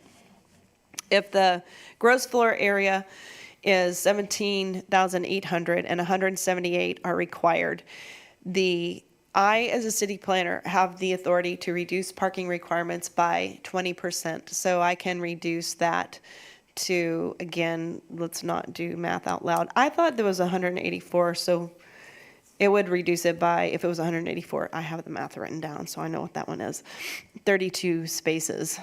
And that would put us at 146. So it would be less than 150, probably less than 140. So they can get about 114. So they'd probably need to, they have there, and then they have an additional 8. So that's 120. And then we could do probably about 20 spaces. We didn't want to take the full triangular piece. Internally, we feel like that's a really beautiful park-like area. And if they can get enough parking legally and without having to build more there, then we would prefer they do not. So that's probably clear as mud. If you look on page 59, I guess my point is, I don't think they'll have to have an adjusted parking approval tonight. It is conceptual, and because it's not an actual surveyed, designed lot, it can change. But I think they're very close to getting what would be required, especially if it is reduced by 20%. That's my point. I'm sticking to that. Okay, page 59 is the actual site plan, and it shows the footprint of the building, etc. Looks like you all will be so happy to see an outdoor beer garden, big screen and stage. This is the first time I actually looked at that. Got it late. I just looked at the parking over and over. I haven't looked at anything else. So on page 60, this is where I was talking about the signage. See the concept there. Page 61, another concept rendering. Page 62, and then another napkin sketch at the back on page 63. So page 64 is the first page of the amended PUD, and it says this has been updated for Planning Commission on August the 7th. And they went through, added language that meets the project as presented to you tonight. So this is where I want to talk to you all about the permitted uses. In the original PUD, it was not done by this architectural firm. It was done by an engineering firm, and they took, where you see table 1, they put all the uses in there and just said permitted or not permitted. But as we've gone through all of these changes, we're going to mark through so that you all know exactly what they're asking for. So there would be no residential uses permitted, and I would ask that as we amend this moving forward for City Council, we just take that out. There'd be no institutional or utility uses. There'd be no retail uses, no service uses, no lodging uses. When you get to eating and dining uses, they've on page 68, there's a red box around bar and tavern, around coffee and tea shop, restaurant fast casual, restaurant sit down. There's also a red box under entertainment uses. And then we would strike industrial uses, medical marijuana, accessory uses. You wouldn't have to strike them. It's basically saying they could put solar panels if they wanted.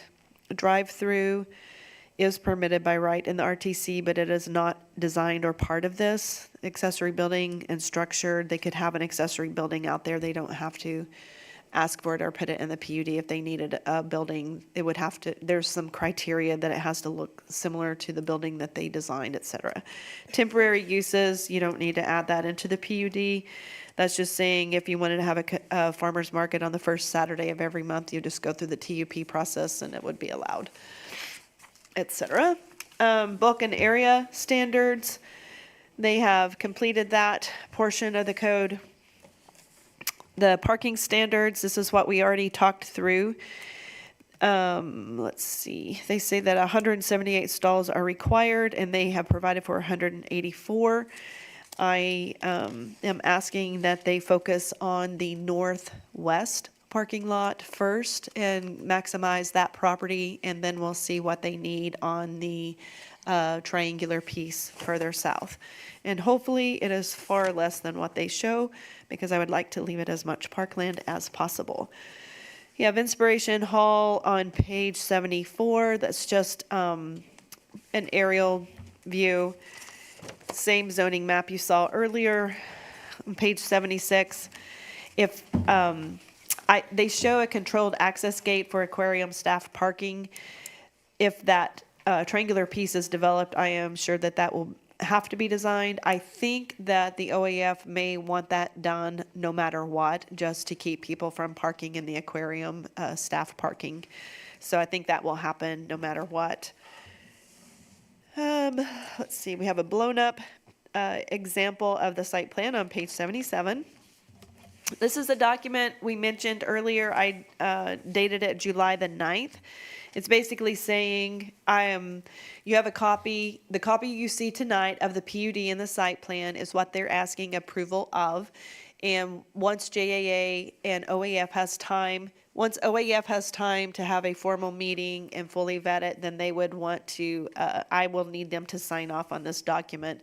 It would then go to the Jenks Aquarium Authority, which is, meets here in the same place, and they would also have a similar presentation and would sign off on this design and plan as you see it.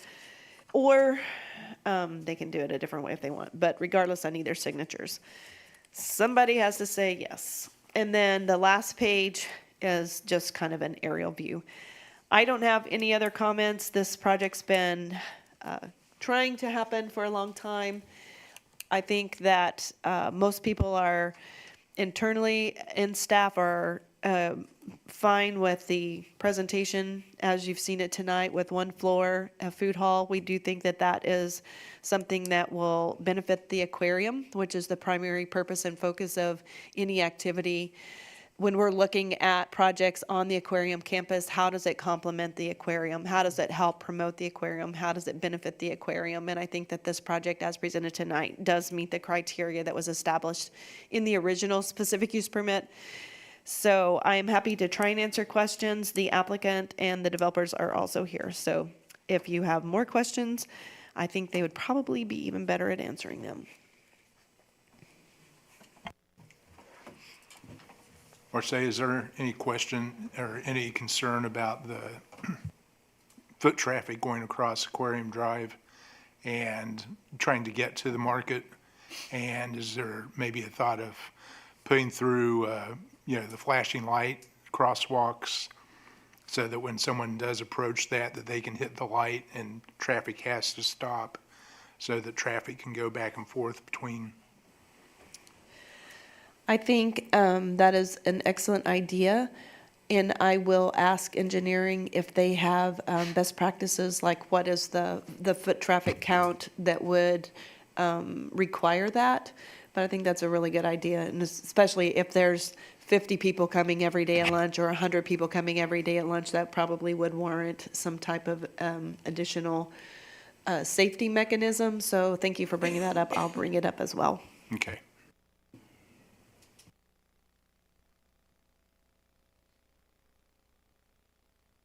I was thinking along the same lines, and then the triangular parking lot, at least having a sidewalk requirement to get over to the food hall, because I don't see one on the plans.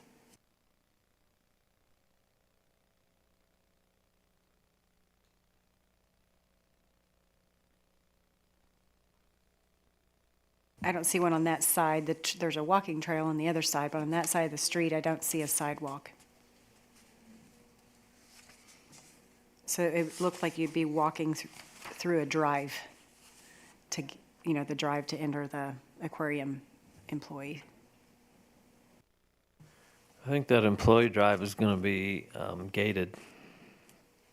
Yes. Possibly, so there shouldn't be a Right. ton of traffic in and out of there. Yeah, But that's what it shows, but especially coming off that south parking lot, if you don't have a sidewalk coming across from there to the market, then people are going to be walking in the grass. If it's raining, they're going to it make could us. be They're going to pool. make a sidewalk. We'll have to make a sidewalk, yeah. You still have to cross over at some point, whether it be Yeah. at the front or the back of the drive.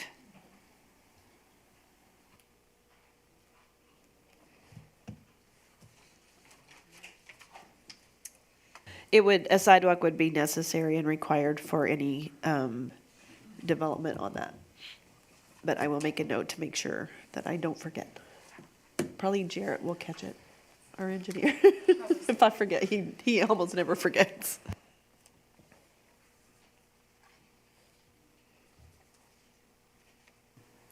And on that same vein about the parking lot, if you can have the outlet further to the west to provide parking spaces closer to the Jenks Market, not have the outlet going into Aquarium Place right there, because you already have one going out Aquarium Drive on that side anyway.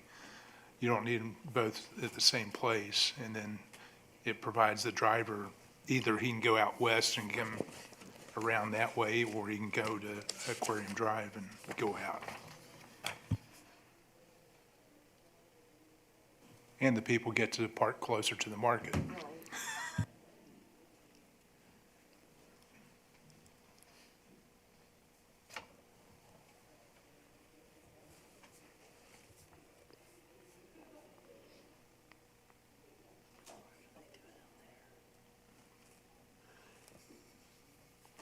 And there are no offices in this, correct?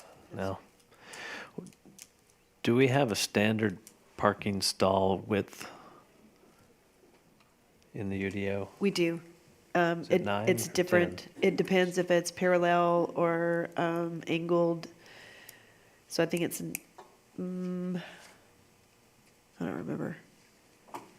One of them is 20 feet, but I can't remember which one. That's the depth. More Right, concerned it's about the usually width. 9. You want them 9. bigger for the big old trucks? Well, I don't want 8s or 8.5, just No, so they they can can't be. squeeze more The- spaces. There's got to be No. minimum. Yes, they have to meet the minimum. Okay.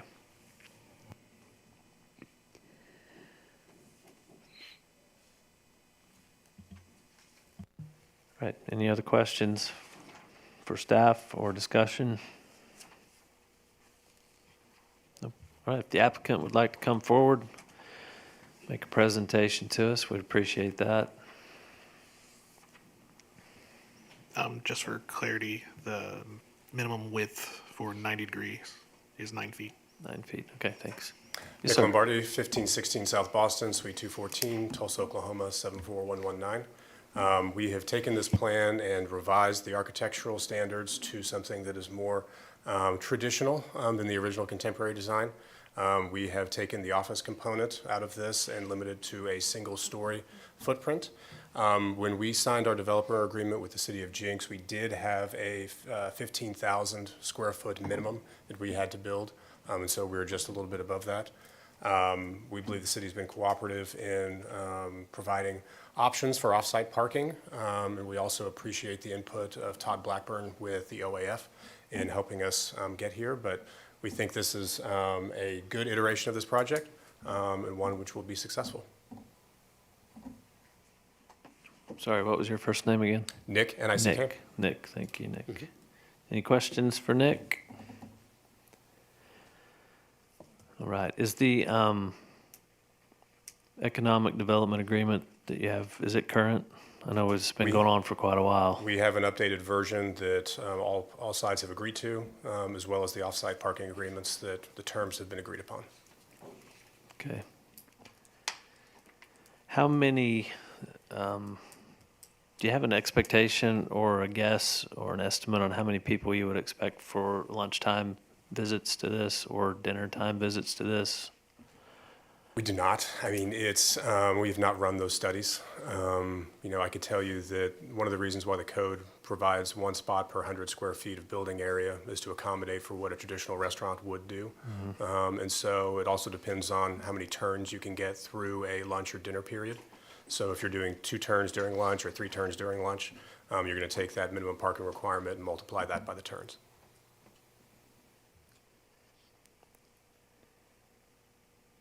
That's all I had.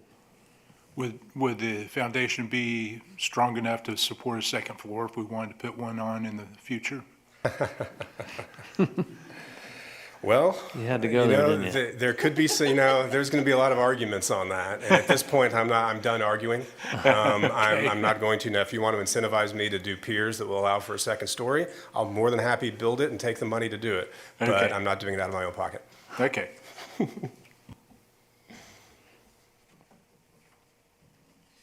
Any other questions for the applicant? No? Thank you, Nick. Thank you. Appreciate it. Thank you. At this point, we'll go ahead and open the floor.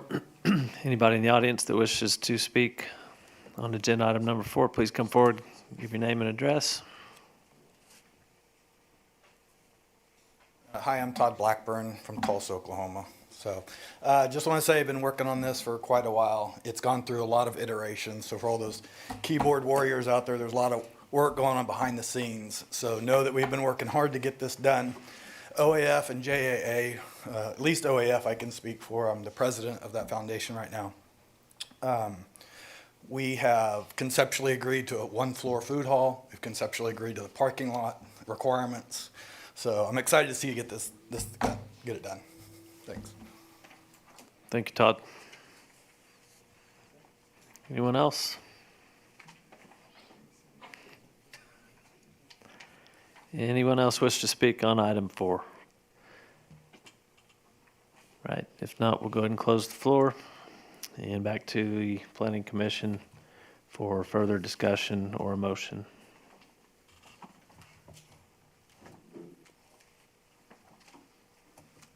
My comment is that this is my favorite iteration that I've seen of this I agree. concept. And I think it's the most suited Yeah. to this space and to the aquarium.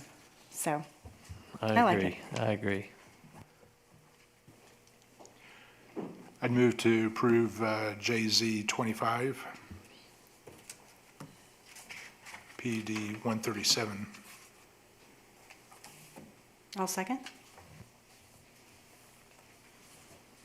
Brandon, let's vote, please. Boris, Yes. Bowman, not here. Sellers, Yes. Nixon, Yes. Stevens. Yes. Chair West. Yes. Last item under business is number 5. It's the public hearing, discussion, and potential recommendation relating to the possible closing or other alternatives of a platted right-of-way. General location is 301 East 119th Street South. Mrs. Hilton, do you have anything to say about this before we kick it off? Yes, sir. Thank you, Chair West and Planning Commission. This is the final formal item on the agenda. I will say this is not in any way a traditional Planning Commission public hearing or public comment or agenda item. So this could have easily been a town hall or something else, but we chose to approach this conversation through the PUD, through the Planning Commission forum. So I'll make a presentation, and then we will hear from the public, and then the outcome of the comments. So I will take notes tonight, and then if I need to, I'll go back and listen to the meeting again, and I will prepare a memo that will go to the city manager and the city council, and it will be a summary of the comments. So I am very comfortable with the Planning Commission making a recommendation on behalf of this item, but if you don't want to, you don't have to. And the primary purpose of this meeting is to have public comment on this particular right-of-way. Does that make sense? Okay. We have a new city engineer at the city, and he calls this a paper street, and I thought that was a really good way to identify it. So there is right-of-way that was dedicated in 2 different subdivisions, and for all intents and purposes should have been built. I don't know all the reasons why it wasn't built, but it wasn't. So Slate Creek is on the south. Let me get my... And the northern portion is Oakwood Estates. And then there's a dark yellow, and I want to point this little parcel out because that is part of the Slate Creek subdivision, and that piece is owned by the city of Jenks, but it's deeded to the city of Jenks, but it is for the purpose of open space for the residents of Slate Creek. So if things could get even more complicated, there are 2 easements currently active, and one is a fence easement by Slate Creek, and the other HOA, Slate Creek HOA, and then there's a second easement. Both of these are on the portion of the subdivision that is within Slate Creek.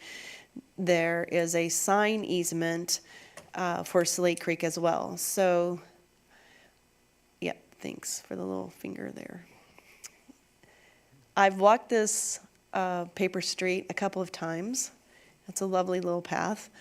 I had to put the sign things out, and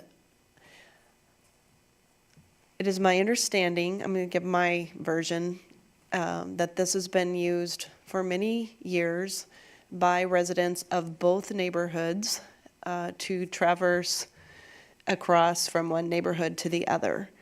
And I think that there are people here that will attest to that, that they have used it and their family members have used it, or they have friends who have used it.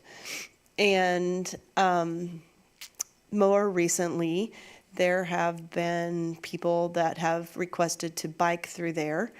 And the question has come up, would we be willing to close it, vacate it, surplus it, and sell it? And if you ever talk to me, I'm a pretty much hard no on right-of-way. No, the city, it's the public right-of-way, and I'm pretty much a hard no on getting rid of it. That's just my first rattle out of the box, no. It's just the way it is.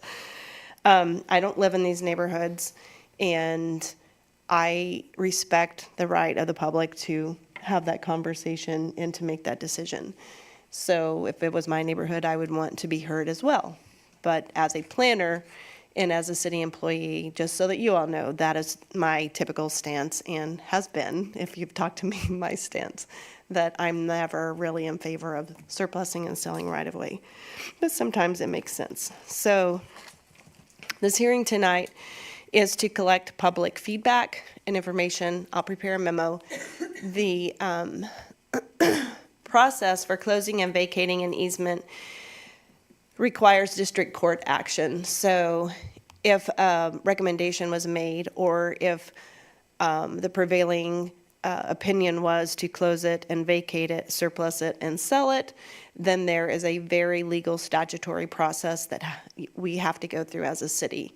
So it's a 30-day process. You have to notify everybody within 300 feet of the right-of-way. Then there is an actual real public hearing where you could come back and have the same conversation again, and your opinion would be respected and could sway the opinion of the city council at that time to or for closing and vacating of the right-of-way. So this is just, to be clear, this is just to gather public input on the future of this land. Let's see if there's anything else I want to say about it right now. I pretty well summarized on page 2, which is 86 of 111, what's going on in that general area. And if you go to the zoning map on page 3, oh, sorry. Yeah, it says 3. There's the aerial views, and then we have a process at the city in section 7-2-6 of what can and can be done for sales of city property. It may not be quite so black and white, because when it is right-of-way, it does change, and there are additional statutory requirements. On page 91, I have a document that I've used for years.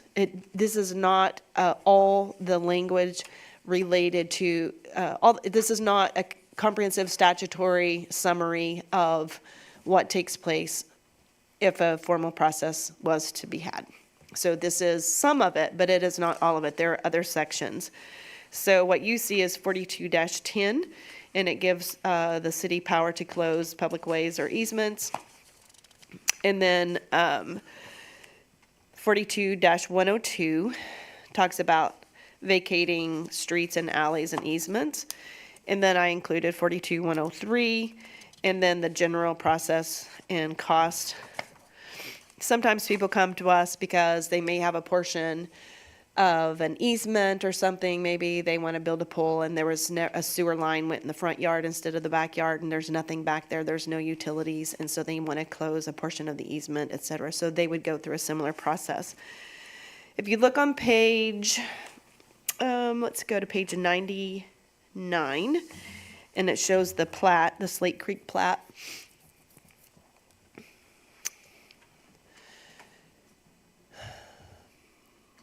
So the red portion of the paper street that has not been ever built is, that one's the Slate Creek portion.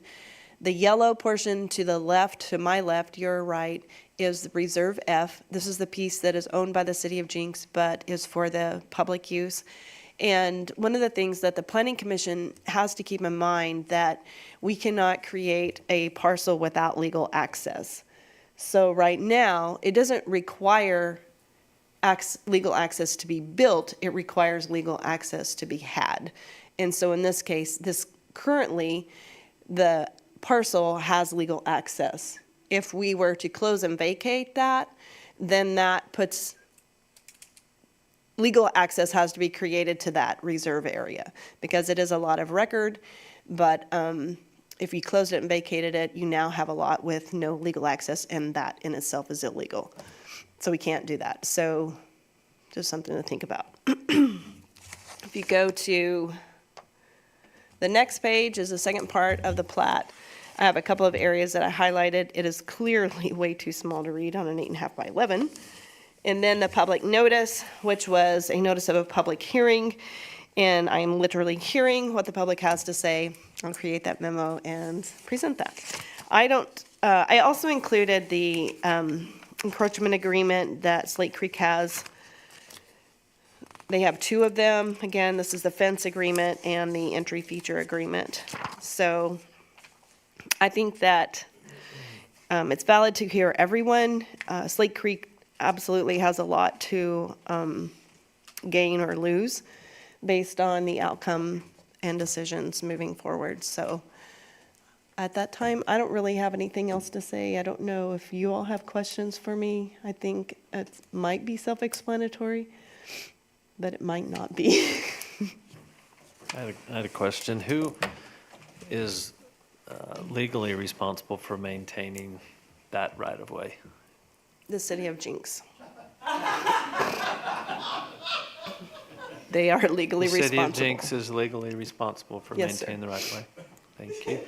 Who currently maintains the right-of-way?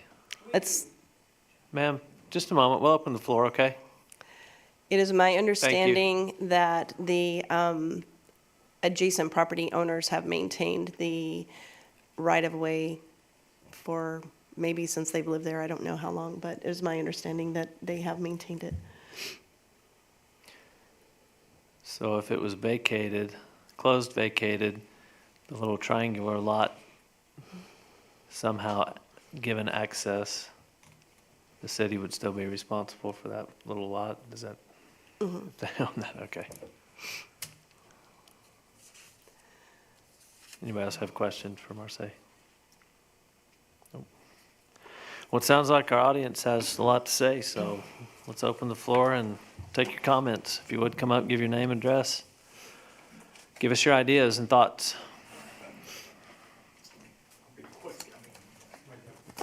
I'm just going to address one thing and give you all the pictures.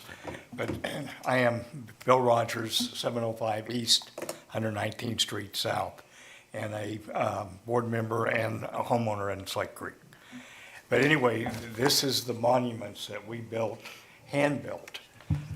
Actually, it was 2000, what was that, 8, that we actually went in and got permission from the city to establish this. And then we've enhanced it, and we do pay to have it landscaped and maintained. And we actually have where we plant the flowers. So the homeowners all planted the flowers at that entrance. And I will just say, if we lose this, it could be detrimental, because we could lose the monuments, the fence, and everything that we've worked so hard over the last 20 years to establish. But anyway, I will pass this around just for the, you can look at. Can we keep it for the record? Can we keep it as part of the record, please? I'm sorry. Can we keep it as part of the public Yes, record? yes. Thank you. Thank you, Bill.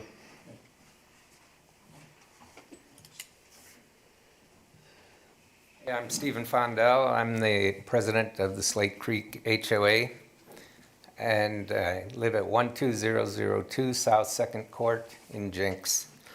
We consider Slate Creek to be in good standing with the city, and we specifically would like to thank you for those encroachments, which have made Slate Creek a better place to live.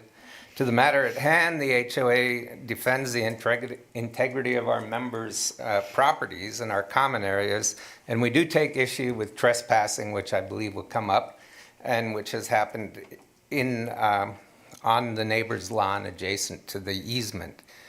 We support the homeowner's decision to stop maintaining the right-of-way, which he's done, in order to discourage people from trespassing on his property to access it. And until a resolution is found, we're here today to support going forward. The HOA is one of 5 entities that the right-of-way adjoins. So there's a home to the, there are 2 homes to the north, there's a home to the east, there's a home to the west, and then there's the Slate Creek Reserve F. We see the HOA is against any action that would, whether either by sale or vacating, risk the investments we have made. And we've invested quite a bit in our monument and maintaining that, and we would be against cutting off our access to Reserve F, which the sale or the vacation would absolutely do. And we are also adverse to any impact on the home values of our HOA, which could result by any action taken. We don't have an official position on the use of the right-of-way. We have members who would like to see a walking path built through there.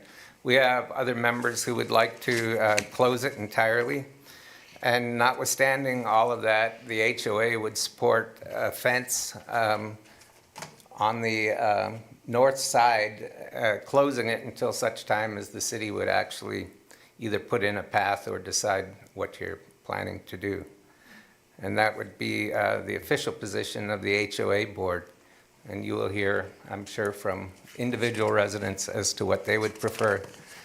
We have not polled the entire neighborhood. It's our understanding that a sale of it, seeing as how we have access, we would not have access to F, would involve the entire HOA and likely result in a 100% vote to do away with that, because it is part of the neighborhood today. So I think a path could easily be built by knocking out a portion of the curb, putting in an access and a path that goes up through there. But until such time, as I said, we would be in favor of or support closing it to avoid trespassing on the neighbor to the east. Thank you. Where were you seeing you said a fence on the north, Yeah. On the north of Slate Creek, which would be another encroachment in the middle? in the middle between the 2 neighborhoods. That could easily be done, and that would at least remedy the situation for the time being until a decision would be made to do something official. Just want to, as long as I'm here, and I understood there's a website to go on, but there is a dead tree in the easement that needs to be taken down. So. Thank you.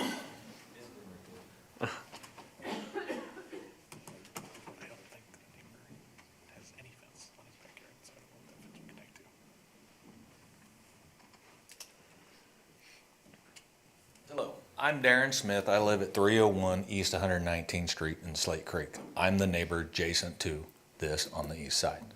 And I'm the one that has had issues with the trespassing. And it has gone back to 10, 15 years. Since I bought the property about 18 years ago, I have mowed the entire easement and the Reserve F the entire time. Thank you for doing that. You're welcome. And so I do have an issue with the bikers that do come through.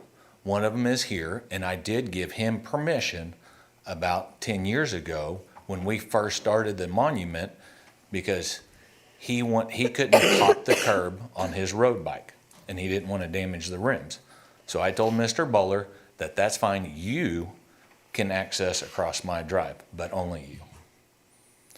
Now it's turned into we have a slew of bikers that come across my driveway.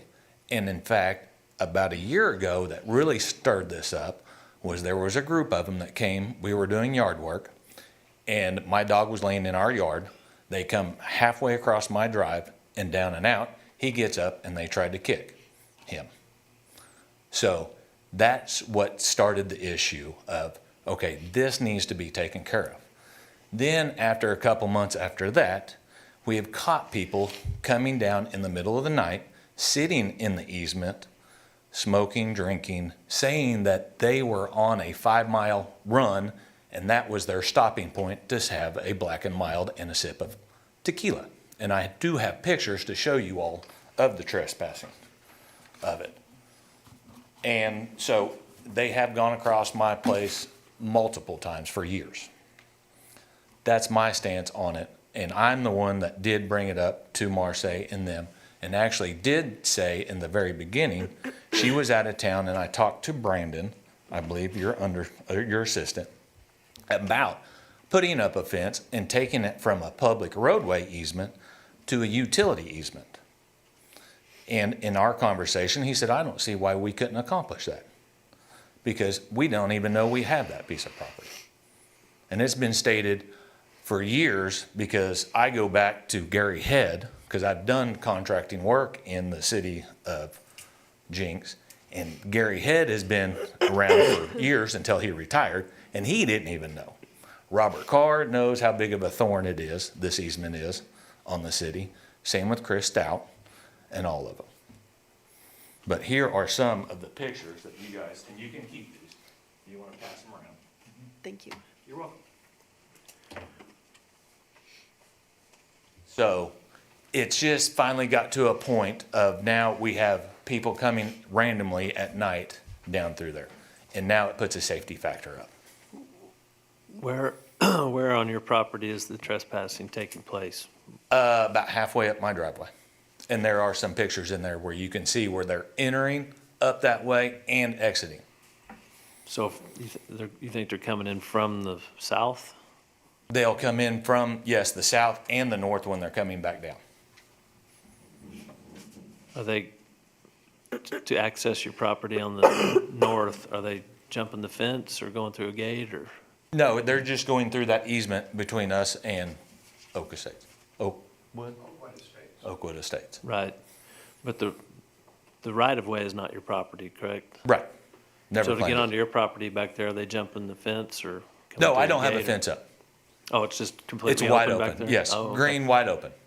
Okay. Are you saying they use your driveway to access the right-of-way? Yes, ma'am. So they're coming up your drive, then just going straight back? Yes, ma'am. Because they don't want to bend the rims going across. Right. the curb. Right, okay. They don't want to pop the curb, they don't want to do that. And before we've had them run through, before we put up on the monument, the brick wall, we had some bushes up there, and they did run through that, and their comment was, this is an easement right away, we can do whatever we want. We said the city allowed us and told us to put those bushes up, and they did, and Bill does acknowledge that they did damage some of our flower beds. Thank you. And that's my house right there. We got it, yep. All right. Thank you, Darren.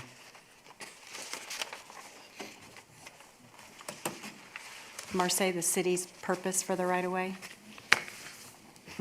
It was platted as a through access, probably should have been built for public safety purposes, truthfully. I think maybe the neighbors didn't want it built is one of the stories I've heard, but I don't know. I wasn't there. I don't know why it wasn't built. It should have probably, there really is not good access in that general area. Not good access for, Public safety purposes. If you talk to fire and police, that would have been a great place to have a through street and should have been built.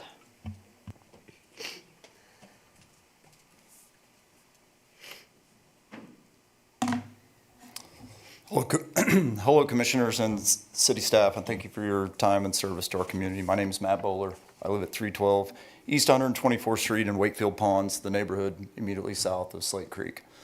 I first started using the public property in 2016, soon after my adopted son, Ty, came home from Korea. I was looking for a safe way to reach the trail system while pulling him in a bike trailer as he napped, and later on our tandem to ride him to and from school. This path became our link to the rest of Jenks and River Park's trail systems. I also use this easement to get to the trail system and group rides departing from Jenks with my cycling friends to avoid heavy traffic times on Elm. And now construction for the foreseeable future. Since 2016, I have advocated to Ms. Hilton and other folks with the city for a formal trail here so that walkers, runners, cyclists, and families can safely pass between neighborhoods. The benefits are clear. Safe connections for kids and adults on bikes, families with strollers, and neighbors walking their dogs. Community integration like we see in places such as Bentonville and Fayetteville, where neighborhood connector trails have transformed local livability. A strong trail network. Wakefield already has similar trails that connect into Yorktown, and this connection would strengthen Jenks trail systems overall and better tie together our neighborhoods and communities. Even after the new Elm Street Trail is complete, it will not replace the need for neighbor-to-neighbor connections. Great cities don't grow by closing off public spaces. They thrive when we open them up, building connection, walkability, and rideability into the fabric of daily life. I'd like to briefly address a past incident that has already come up tonight. There was a time when, with permission from one of the property owners, we used their driveway to safely access the street without having to jump the curb. On one occasion, an unleashed dog, contrary to Jenks leash laws, lunged toward one of my elderly friends, a 65-year-old doctor who was riding his bike. Out of instinct for self-protection, my friend kicked toward the dog. The police were called, but there was no citation or finding of wrongdoing on our part. I share this only to clarify the facts and to underscore why safe public connections between neighborhoods matter. They reduce the need for anyone, cyclist, walker, or runner to cross private property or encounter unsafe conditions. I also want to address a concern that sometimes arises about undesirable activity on public trails. The data from cities with extensive connector trails such as Bentonville and Fayetteville shows that these connections bring more families, kids, and neighbors outside, which actually increases safety through visibility and activity. Well-designed, well-used trails are community spaces, not magnets for crime. Finally, it's worth noting that studies consistently show that proximity to trails and greenways can increase property values. A National Association of Realtors report found that homes near trails and walkable amenities often sell for 5 to 10% more than similar homes without those connections. In many communities, trails are seen as a selling point, not a liability. Our goal here is not to divide neighbors or neighborhoods, but to create a safer, more connected Jenks where we all benefit, from kids biking to school, to families enjoying evening walks, to property owners enjoying a more vibrant neighborhood. Thanks for your consideration. I'm happy to address any questions.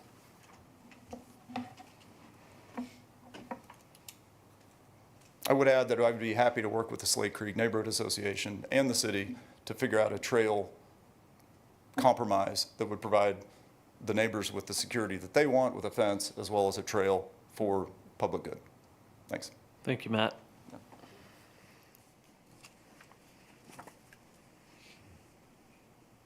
I don't know if it's good evening or good night at this point. My name is Chris Whittington, and I live at 11906 South 2nd Court in Jenks, Slate Creek neighborhood. I apologize, I'm in uniform. I'm on duty right now, so if my phone goes off, I've got to take off. I've served the city of Tulsa on the Tulsa Fire Department for over 21 years, but my heart and my home are here in Jenks. Saying that, I've seen what trails can do to attract unwanted people. I serve in downtown Tulsa along the Riverside trails, going from 65th Street West towards Sand Springs to 41st Street and Riverside. I work in downtown Tulsa inside the Ideal Loop. I run with homeless people on a nonstop basis. I spent 10 years on a fire truck in downtown Tulsa doing nothing but running on homeless people. And I can tell you without a doubt that trails that are covered with trees and are hidden away from people attract the untype of person that we would want in our communities. And you might think, well, that's Tulsa, that can't happen here in Jenks. Raise your hand if you've seen the panhandler sitting outside of Reese's, the gas station there on the corner at the Creek Turnpike. We've all seen that panhandler there. I promise you, when there's one, there's going to be two, there's going to be three. And then with the trail being built, that's going to create more foot traffic up and down Elm that goes all the way to 131st. That's going to create more foot traffic and more issues. I understand as a cyclist, I'm a two-time Ironman triathlete. I've biked 500 miles across Iowa. I love cycling, I love running. Don't get me wrong, I'm not against that. But having a trail going through someone's backyard is not the answer, especially when it's going to be hidden away from observation of most people where nefarious things can happen. And to address the cyclist concern, when they take 119th Street up out of our neighborhood through Beckett Ridge or whatever that is, they'll hit that trail and that trail will take them from there all the way to the Walmart in Sand Springs if they want to ride that trail. So there's no need to add an additional trail. My personal preference is that the neighbors who surround that open area are able to buy that land and they can fence it off. If that's not possible, then at least create a fence barrier between our neighborhood and the neighborhood beyond us. Thank you. Thanks, Chris.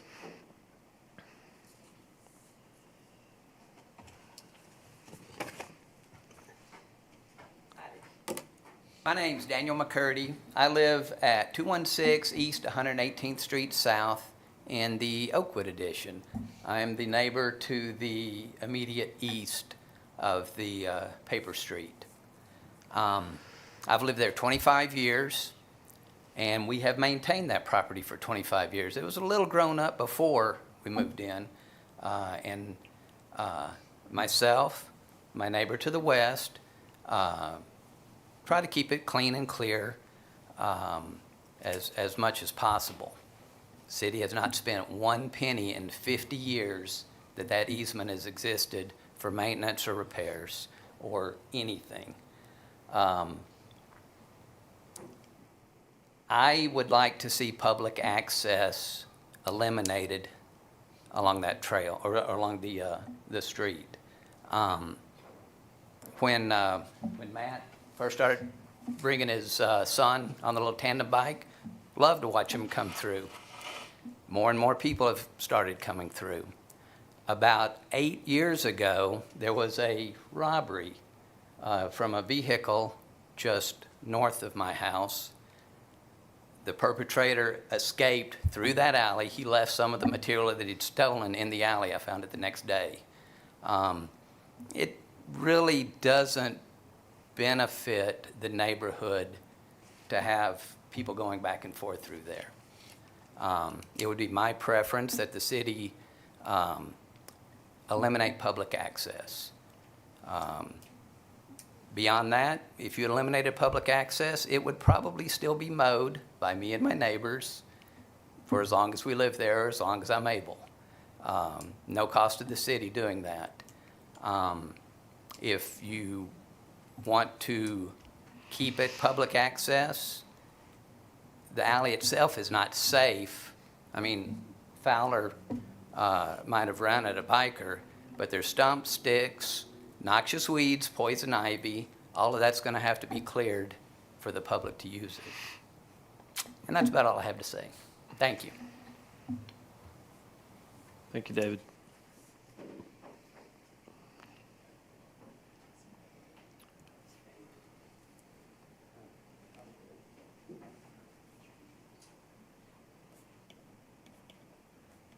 My name is Philip Dorpinghouse.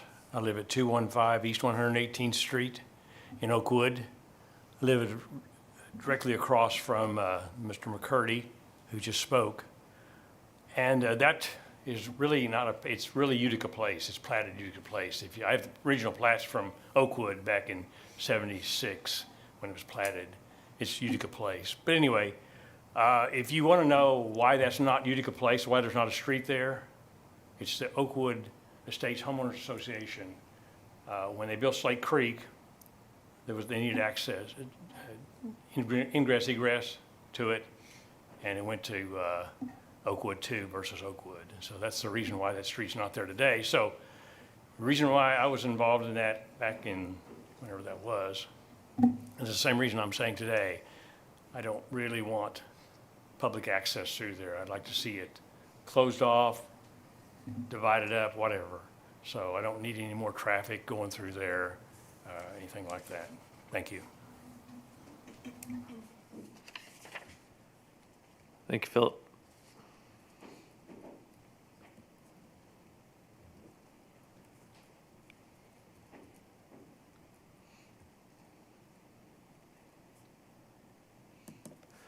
Anyone else wish to speak?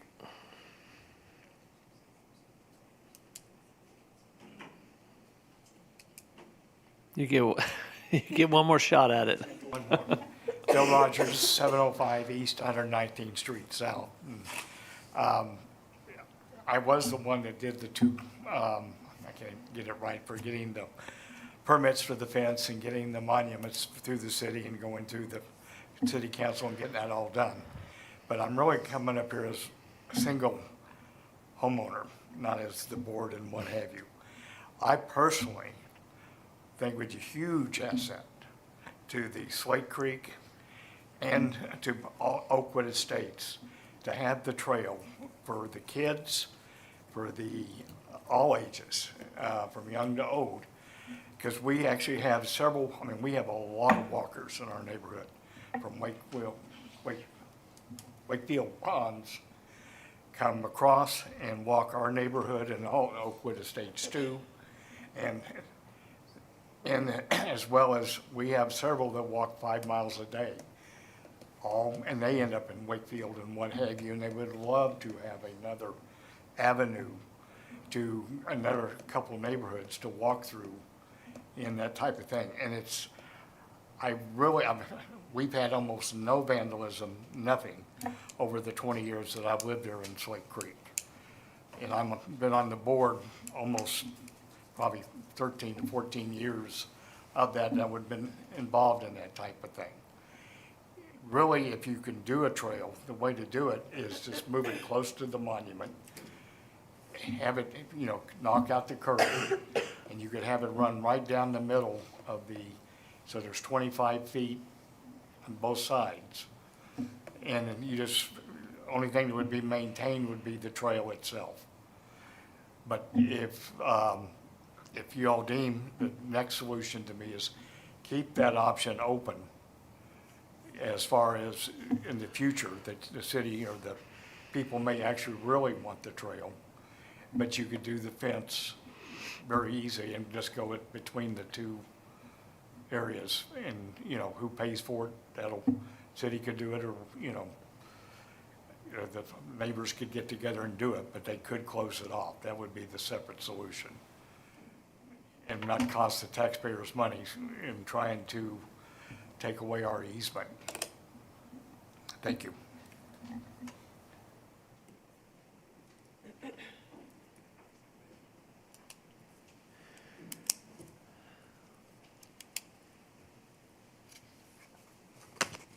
Ward, 309 East, 123rd Court South, Jenks. Had zero intention of saying anything tonight, just here to support Mr. Bowler. I actually learned about this access 2 days ago. I have I'm in Wakefield Ponds. I have a 15-year-old special needs child that rides his bike 2.5 hours a day through up through Wakefield Ponds, up through Yorktown. Great little trail system, pretty safe. He can get out there and do his thing. I also have a 13-year-old cross-country runner who needs to get out and run his 4 or 5 miles a day, and he's kind of confined to the Wakefield Ponds, Yorktown trail system.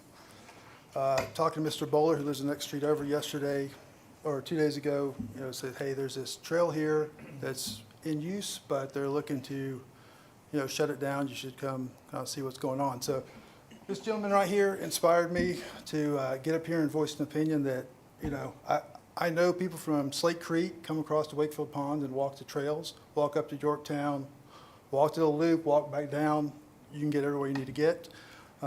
If something similar could go in there and connect, that would be ideal for runners or bikers, have a safe way to get down to the trail system, because now I don't trust to let my son run down Elm or take the bike down. So we're either dropping off down at closer to Walmart, neighborhood grocery, where you can access that trail system there. So if there's a way to cut through and, I don't know, put some lights make a designated trail, something like, I'd be all for that. So, thank you. Thanks, Matt.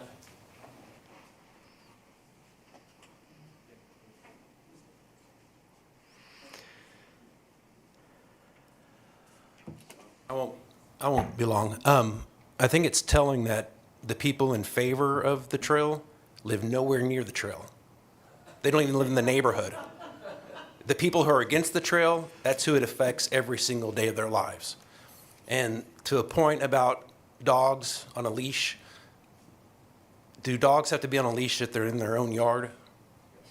Yes, they do. So my dog in my backyard has to be on a leash? No, in your front yard. If it's not contained in a fence, it has to be on a leash. Okay, that's all I need. All right. But again, like I said, the only people who want this trail don't live anywhere near it. I live 2 doors down from Darren. It affects me. Thank you. Does anybody new have anything to say? Anybody else? All right, we'll go ahead and close the floor. Back to the Planning Commission, where fortunately we don't have to make a decision on this, on what we're going to do, but I would like to hear your thoughts. I have a couple. Anybody want to go first? I guess my only comment is that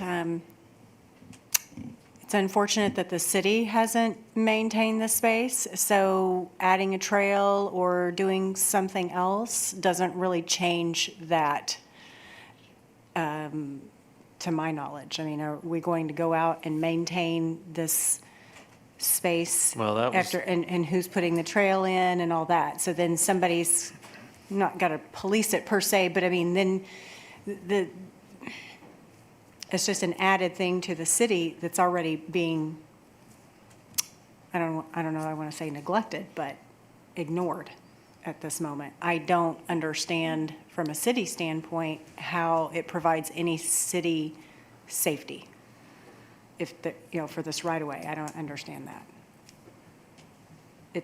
They're saying that it's there for safety. Actually, it's a risk, because if someone falls on that property, they're going to sue the city. If someone, puts something in the path of a bicycle and they flip over. Well, it's not being maintained, and It's it not- doesn't have a path on it. Well, it is So we're being saying maintained. it provides access basically to nothing for the city, nothing for the city that I can see. But yet we want it for a right-of-way for city safety. The safety comment, I think, was mainly in response to its original purpose. If it had been a road. If it were a It would road, have been yeah. for the public safety to be able to access the neighborhoods, because Right, that okay, area gotcha. doesn't have a lot of Yeah. access on the main roads. Right, So it's gotcha. better So that for- was the original Yes, intent. yes. But that didn't happen, so now it's not, I guess is where I was going with that. But just, that's my opinion, personal opinion. If the city's going to hold title to it, they need to maintain it. Absolutely. And protect it. If they want to get rid of it, they should get rid of it, sell off the parcels to whomever. It could be the homeowners associations, for all that matters. But sell it off and, just be done with it.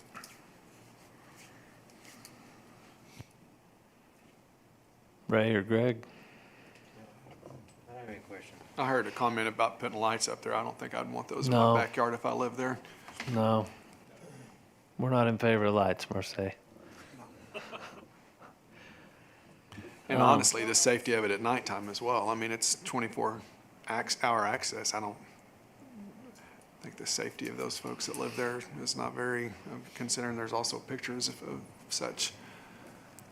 I understand the point of wanting the access for the bike and being able to be connected and all that. The problem is there's no good solution to make sure that that happens, that it's clean, that it's maintained, that it's not going to attract somebody hanging out in the dark corner over there under the trees. I mean, there isn't, it's a great idea in concept, or in theory, but in concept, it's not going to be maintained by anybody but the persons who live there. Yeah, it's obvious that the people around there have pride in their neighborhood and they want to make it work. So they maintain it because they don't want a bunch of junk and growth being put in the middle of their Yeah, yards. I mean, it's unfortunate that that's not going to be, but I mean, who's going to maintain it and make sure that it's a pathway that you can actually utilize that's going to be clean and maintained, it would be the people who live there, because I don't see it being the city. Moving forward, if that were the direction, then it would be the city. The city, if a decision was made that we agree, and we being the city agrees that this is a good idea to have a trail, then it would be the city's responsibility to maintain it. Yeah. Supposed to be the city. No, it would be. Okay. Well, it's supposed to be Period. right now. I deal with Yes. areas that the city's supposed to take care of and they don't take care of it either, so I don't have any faith in that whatsoever. I mean, no offense. Not the way it currently exists. The only way that could happen is if they had did the engineering on it and built an actual trail paved, Right. curbed, With lighting, with, I mean. $100,000, and then go in there and maintain it. That's the only way And that you would can't happen. utilize it without lighting, safely, in my opinion.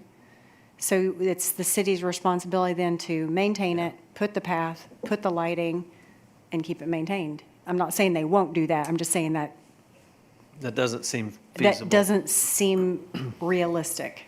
And the neighbors probably don't want the lights around there. I mean, they probably enjoy the sanctity and the serenity of that area. I had number When there are no one, bikes. along with Amy, I had number one that the city needs to be doing it right now. That's number one on my list, is that they need to be out there. If they own it, they need to be out there mowing it. At least once a But month or others are something in the doing summertime. it, so they don't have to. Sure. I mean, It's occurring, so Yeah. nobody's walking by there going, God, call the Have to- city, tell them yeah. they need to mow that. Well, Yeah. it's being maintained, so I don't blame the city for not doing it, but from this point forward, they should be doing it. Everybody's nodding. Either Again, way, if- though, the access to that upper corner has to be there, right? I mean, there has to be an accessible trail of some sort to get to the area where the arrow was at, is that right? It could be sold, correct? It either would have to be. Combined or? Oh, it can be sold? It is platted as Reserve F for the, for open space for Slate Creek subdivision. To sell it, could it be done? There's a whole list of hoops that you could probably go through. Should it be done? I probably wouldn't recommend it. You can't create a lot of record without legal access, so it makes it, the idea of closing it and ultimately vacating it, surplusing and selling it, to me seems unreasonable based on the easements that are in place and the deed restriction on that little piece, and the fact that you can't create you would want to, it would be a lot. Could it be done? Anything can be done. Like, you can eventually get there, but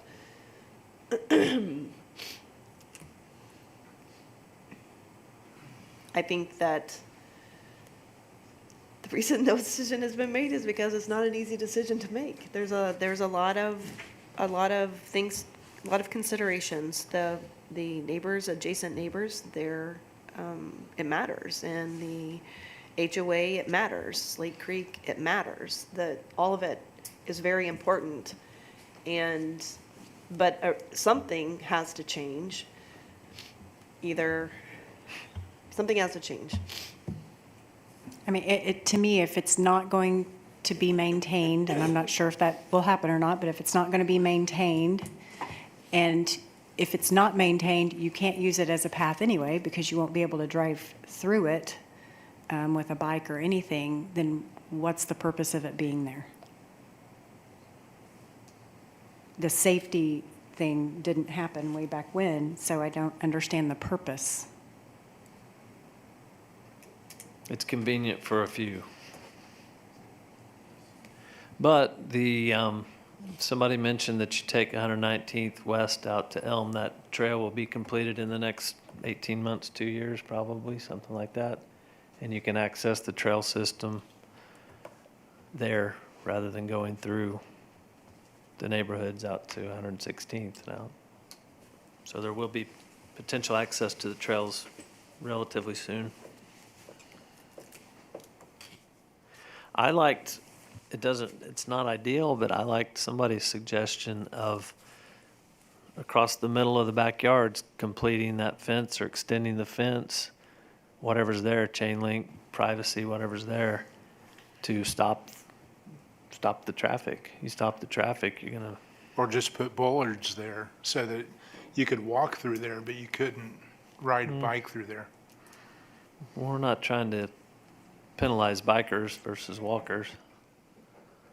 We're trying to stop, by doing that, you're trying to stop all access through there. And that way, everything else stays the same. You don't have to go through all this legal process. Slate Creek keeps their monument and their fence, but you don't have the traffic, the foot traffic through. That's a kind of a temporary solution, but Well, and the fence is probably the cheapest solution too. those are our thoughts, Mrs. Hilton. Can you make a memo and send that on to the city manager? And we think this, I think I'm speaking for the five of us, we think the city should be maintaining what is theirs from this point. And we're not, it doesn't seem like we're in big favor of allowing a trail or even creating a trail that's not a real trail. And by real trail, I mean safe, yeah.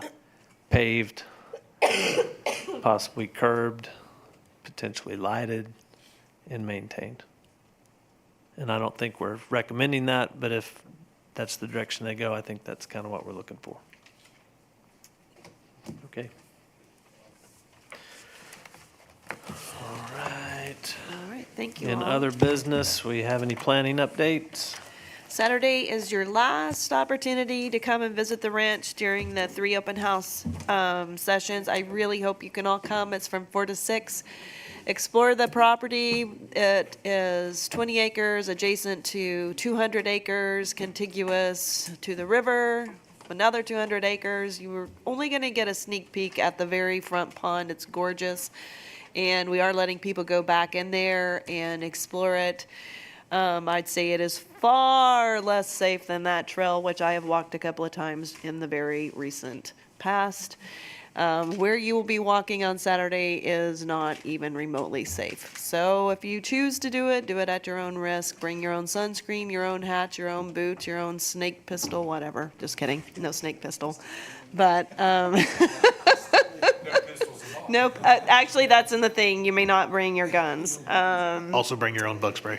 Bring your own bug spray. We will have some. But basically, just we're really excited. The city bought the property 2 years ago. We have contracted with an event service to use what on the map is called a pavilion. We're looking to rename and rebrand all of it ultimately. So throw out the name that you have. Come and explore the different facilities out there. They're beautiful. The seniors are making a go at it really hard, putting all kinds of pressure on us. And we got Mr. Phillips who wants a botanic garden. We've got Ray who wants a horse something.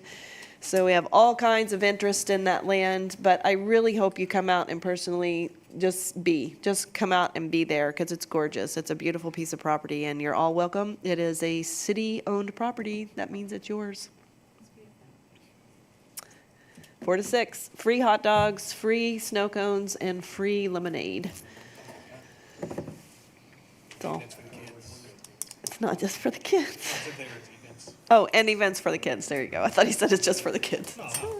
And with that, we are adjourned at 8:54. Brandon, thank you.